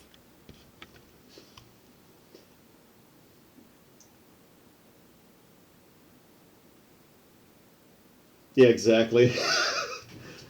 It looks like he's 5'3", trying to take on a grown Rex.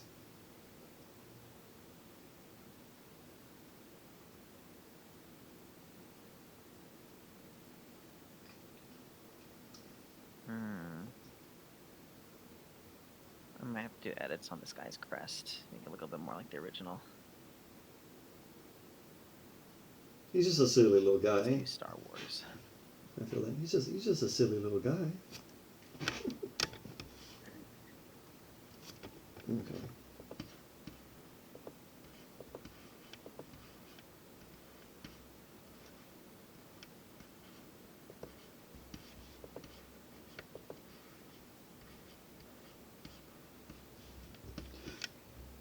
I imagine at different stages, it's going to look more like it's, parts that's constructed from.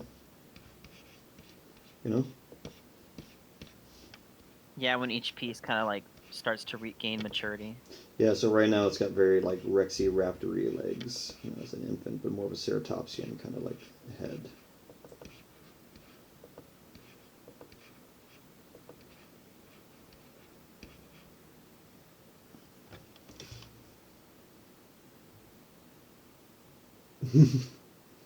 Drew says when it scores up to a raptor pack of T-poses, like an anteater.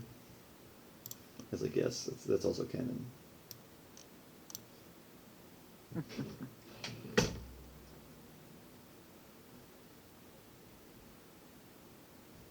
this is a lot of great work.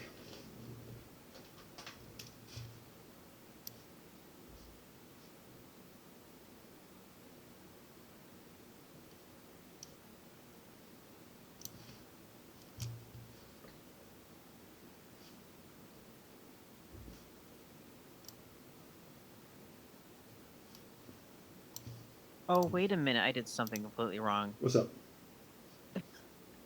I put this thing. Okay, so I think I was confused as to the. I'm trying to figure out the crest here, and I think I misinterpreted the sketch just a little bit, and I Was, made this spike in the middle when in reality I think there's probably nothing here no, in you're the fine. drawing. No, you're fine. I mean, it's fine. I could totally just. Oh no. I You're right. I might switch it. Okay, I was gonna say I might switch it up though, just because the shape doesn't necessarily match up with the original. The but I'll see what I can do. Like it is a middle spike, but I think it's maybe longer than the other ones. That's why. Well, yeah, because in the toy itself, it's the middle the middle part of the crest up here is actually the largest, and then it comes down to these side ones, which are a little bit smaller. Yeah. So I could do some slicing and dicing and figure some stuff up. As long as as long as like the head, entirety of the head thing is like still remains Yeah. like RJ, then Whatever. like Yeah. Whatever minor I'm happy. But minor tweaks you need to gotta add. deal. Yeah, I'll figure something out. Yeah. I won't focus on it right now though. It's not the my I kind of want to make sure that the head is kind of somewhat, the face is at least somewhat in proportion to where I'm headed. There you go. Okay. Chat. The Ultimasaurus juvenile T poses and it makes that ring jingle from that phone from that guy that got eaten by the Spinosaurus, and then the T-Rex runs away. He goes. He's like, what?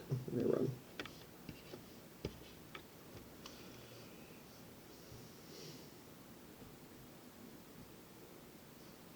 Okay, because I have to, I'm gonna make like a quick little drawing of what this actually looks like standing.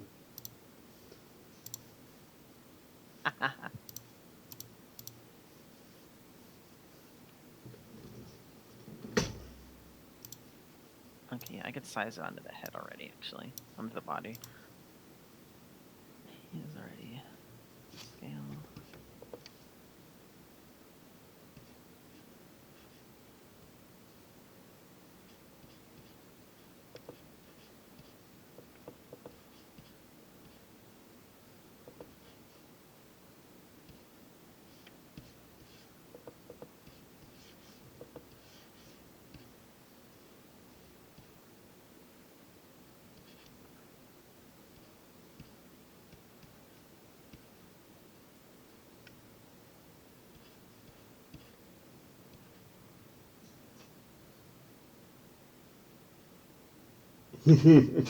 Yes, it can mimic sounds.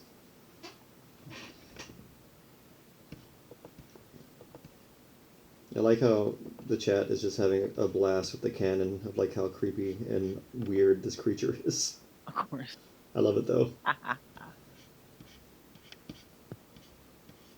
Just for you fine folks, because you're being such good sports, I'm gonna actually make it canon that one of its attack poses is it T poses.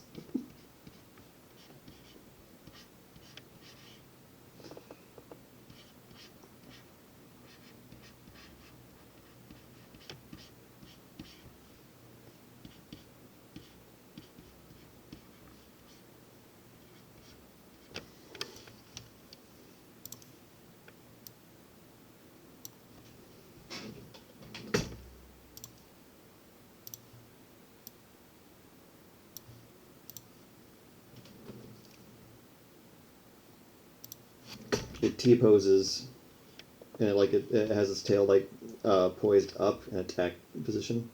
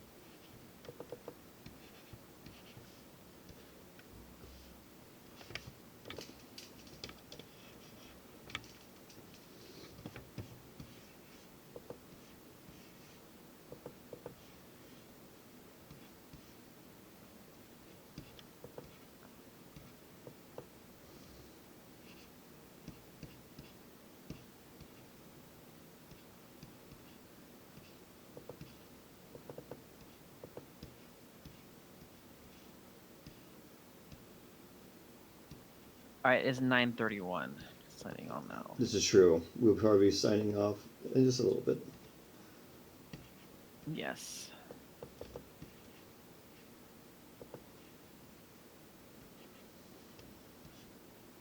I had to prepare for figure reveals next week. Nice.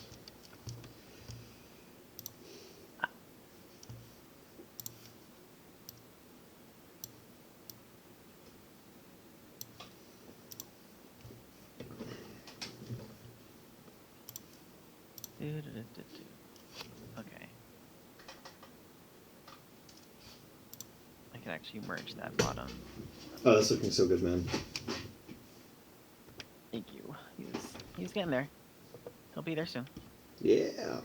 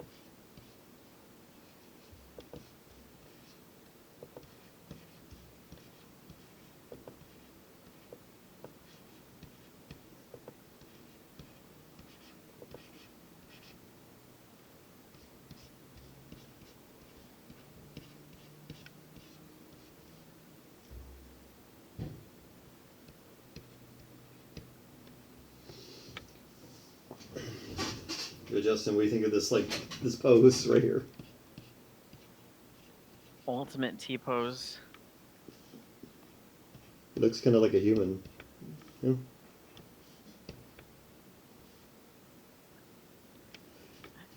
That cracks me up.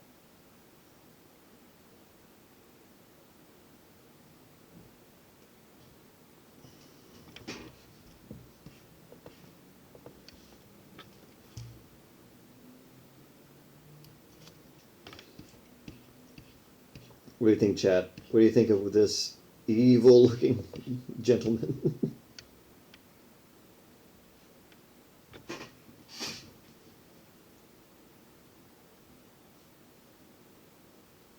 It's like a dinosaurian devil.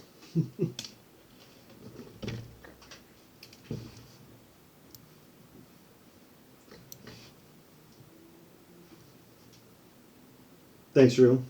You wanna hug him? I don't blame you. He's pretty friendly. So me and Justin, ultimately dastardly gentleman. Yes, he's mustache twirlingly evil, as I twirl my mustache. Justin and I were talking about, like, the cannon size for ours is about, like, a little bigger than Allosaurus, but, like, you know, around the size of an Allosaurus. Not like not as big as a T-Rex. We wanted to keep it, like, big enough but agile on its feet. You know what I'm talking about, Justin?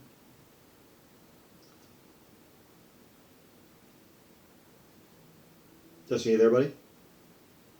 Oh yeah, I'm still here. Yeah, sorry. I was agreeing with you. I didn't hear anything. Oh yeah, no, yeah, sorry. I'm here. No worries. No, I just wanted to make sure. I was like, well, you were explaining that. I was like imagining it. I was like picturing it in my head. I was like, oh, it's alright. Yeah. So like a Carnosaurus? Yeah, Carnotaurus. Hey, there you go, Justin. It's about the size of a Carnotaurus. Or like the Scorpius Rex. Yeah, the scale size came out to, like, he was a good size. We were doing the math earlier, or yesterday, a couple days ago, I think, when we were doing some work on him. We were debating size of the figure, and we're going about 18 inches, so it'll be like an 18-inch figure. Yep. There we go. That's looking great. Oh my god, Justin, that looks so good, man. So he's gonna be. Dude, you really knocked it out of the park, man. That looks amazing. Thank you. He still has a lot to. He's got a lot. He's gonna look good. He will. Oh, definitely He's so. in that very, very, very primitive phase, man. All right. Alrighty, Justin. Just you wait. Do you want to call it for This is tonight? it. Yeah, and we'll share just the picture. I don't need to share the sculpt just yet, but we'll just share the picture. Yes. I'll share the images and whatnot. Um, but I was gonna say, oh, Rui says like I can imagine the silence of the forest, and this thing just speaks in a deep voice asking for copy. Okay, you want something terrifying? Here's some canon stuff just for fun. Justin, how about this? So we did say it does mimic voices, right? This thing? Yeah. Oh, I don't know. Did we? Yeah, I think we did. We talked about like it mimicking sound, you know? Oh yeah, sure. I mean, like, sure. I guess we'll say that mimic sound then. Yeah. They mimic sound. So how about this, folks? You can imagine this in the deep silence of the wood, and you can hear like it. You know, be kind of terrifying, Justin. What if this thing like has been around the ruins of the park? You know, Yeah. and it can mimic sounds from like the park, you know, or like things that were there. Yeah. So all of a sudden, out of nowhere, you're in the woods and you're just like making camp, and you're like, oh, you're not hide, and all of a sudden you hear is like, InGen Technologies creating dinosaurs. Oh my gosh. Dino. Where did you hear all that? Because I thought these were on Sorna. Sort of, but like Mr. DNA could be like a program they had in the labs, you know.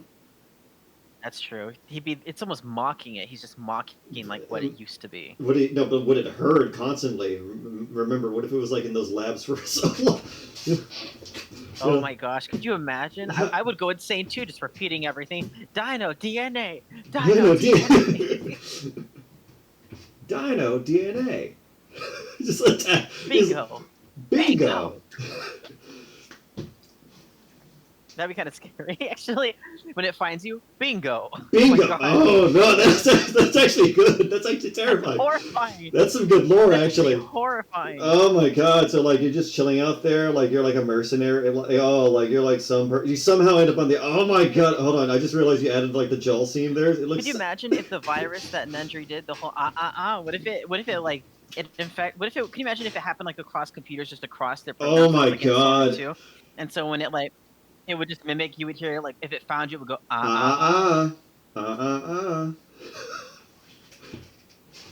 That would be, oh my gosh, that would be absolutely terrifying. Oh my Fantastic. God. Oh my god! But the cool thing is that you could totally do it like like a lyrebird. Oh, like a superb lyrebird. They have an extremely beautiful, complex mocking ability. They can really mimic the sound of like people. They sound like people talking. Like they can do crowds and chainsaws. Ew. No, like they're really good. They Okay. they really can like mimic great. They do great mimicry of sound. Exactly, but like. Alright. So yeah, it's just mauling you. Oh, that's Ruiz. That's a terrifying scene. You can have it mauling. Like he says, it's just mauling you, and it's repeating. You didn't say the magic word. Oh my gosh. You didn't say the magic word. You didn't say the magic word. Thinking machines and supercomputers. Oh, it's even crazier though. Like it also can distort those, so it can make it sound like deeper and like more high pitch. You know? Mm-hmm. Yeah.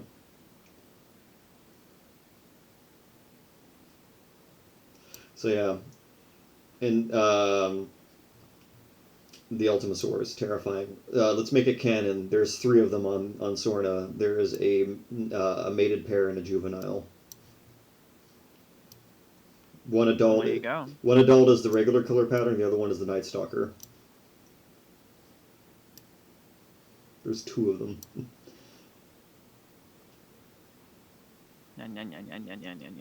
They also make Jimmy Neutron this thing. But seriously, Justin, like, can I just please appreciate how, like, can I see the face again? Like, dude, that's mind blowing. My man, you haven't seen anything yet. I know. You haven't seen anything yet. I know, but I'm saying It's gonna be a fun time. It's gonna be amazing. Oh my god. You're just chilling out. Reese, man, the chat's loving this lore. Reese says you're just chilling out on the island and the juvenile T poses at you and says spared no expense. Have to maul somebody, and then just looking down at the remains, it just says, "Spared no expense." Spared no expense. Oh my god.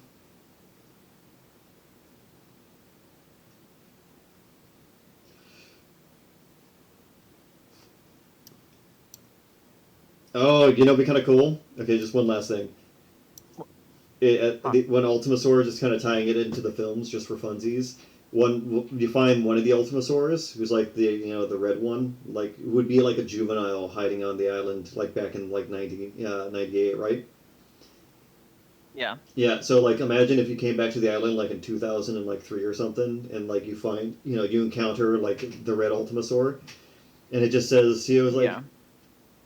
uh, "Hey Carter, hey Carter, Oh, that'd be crazy.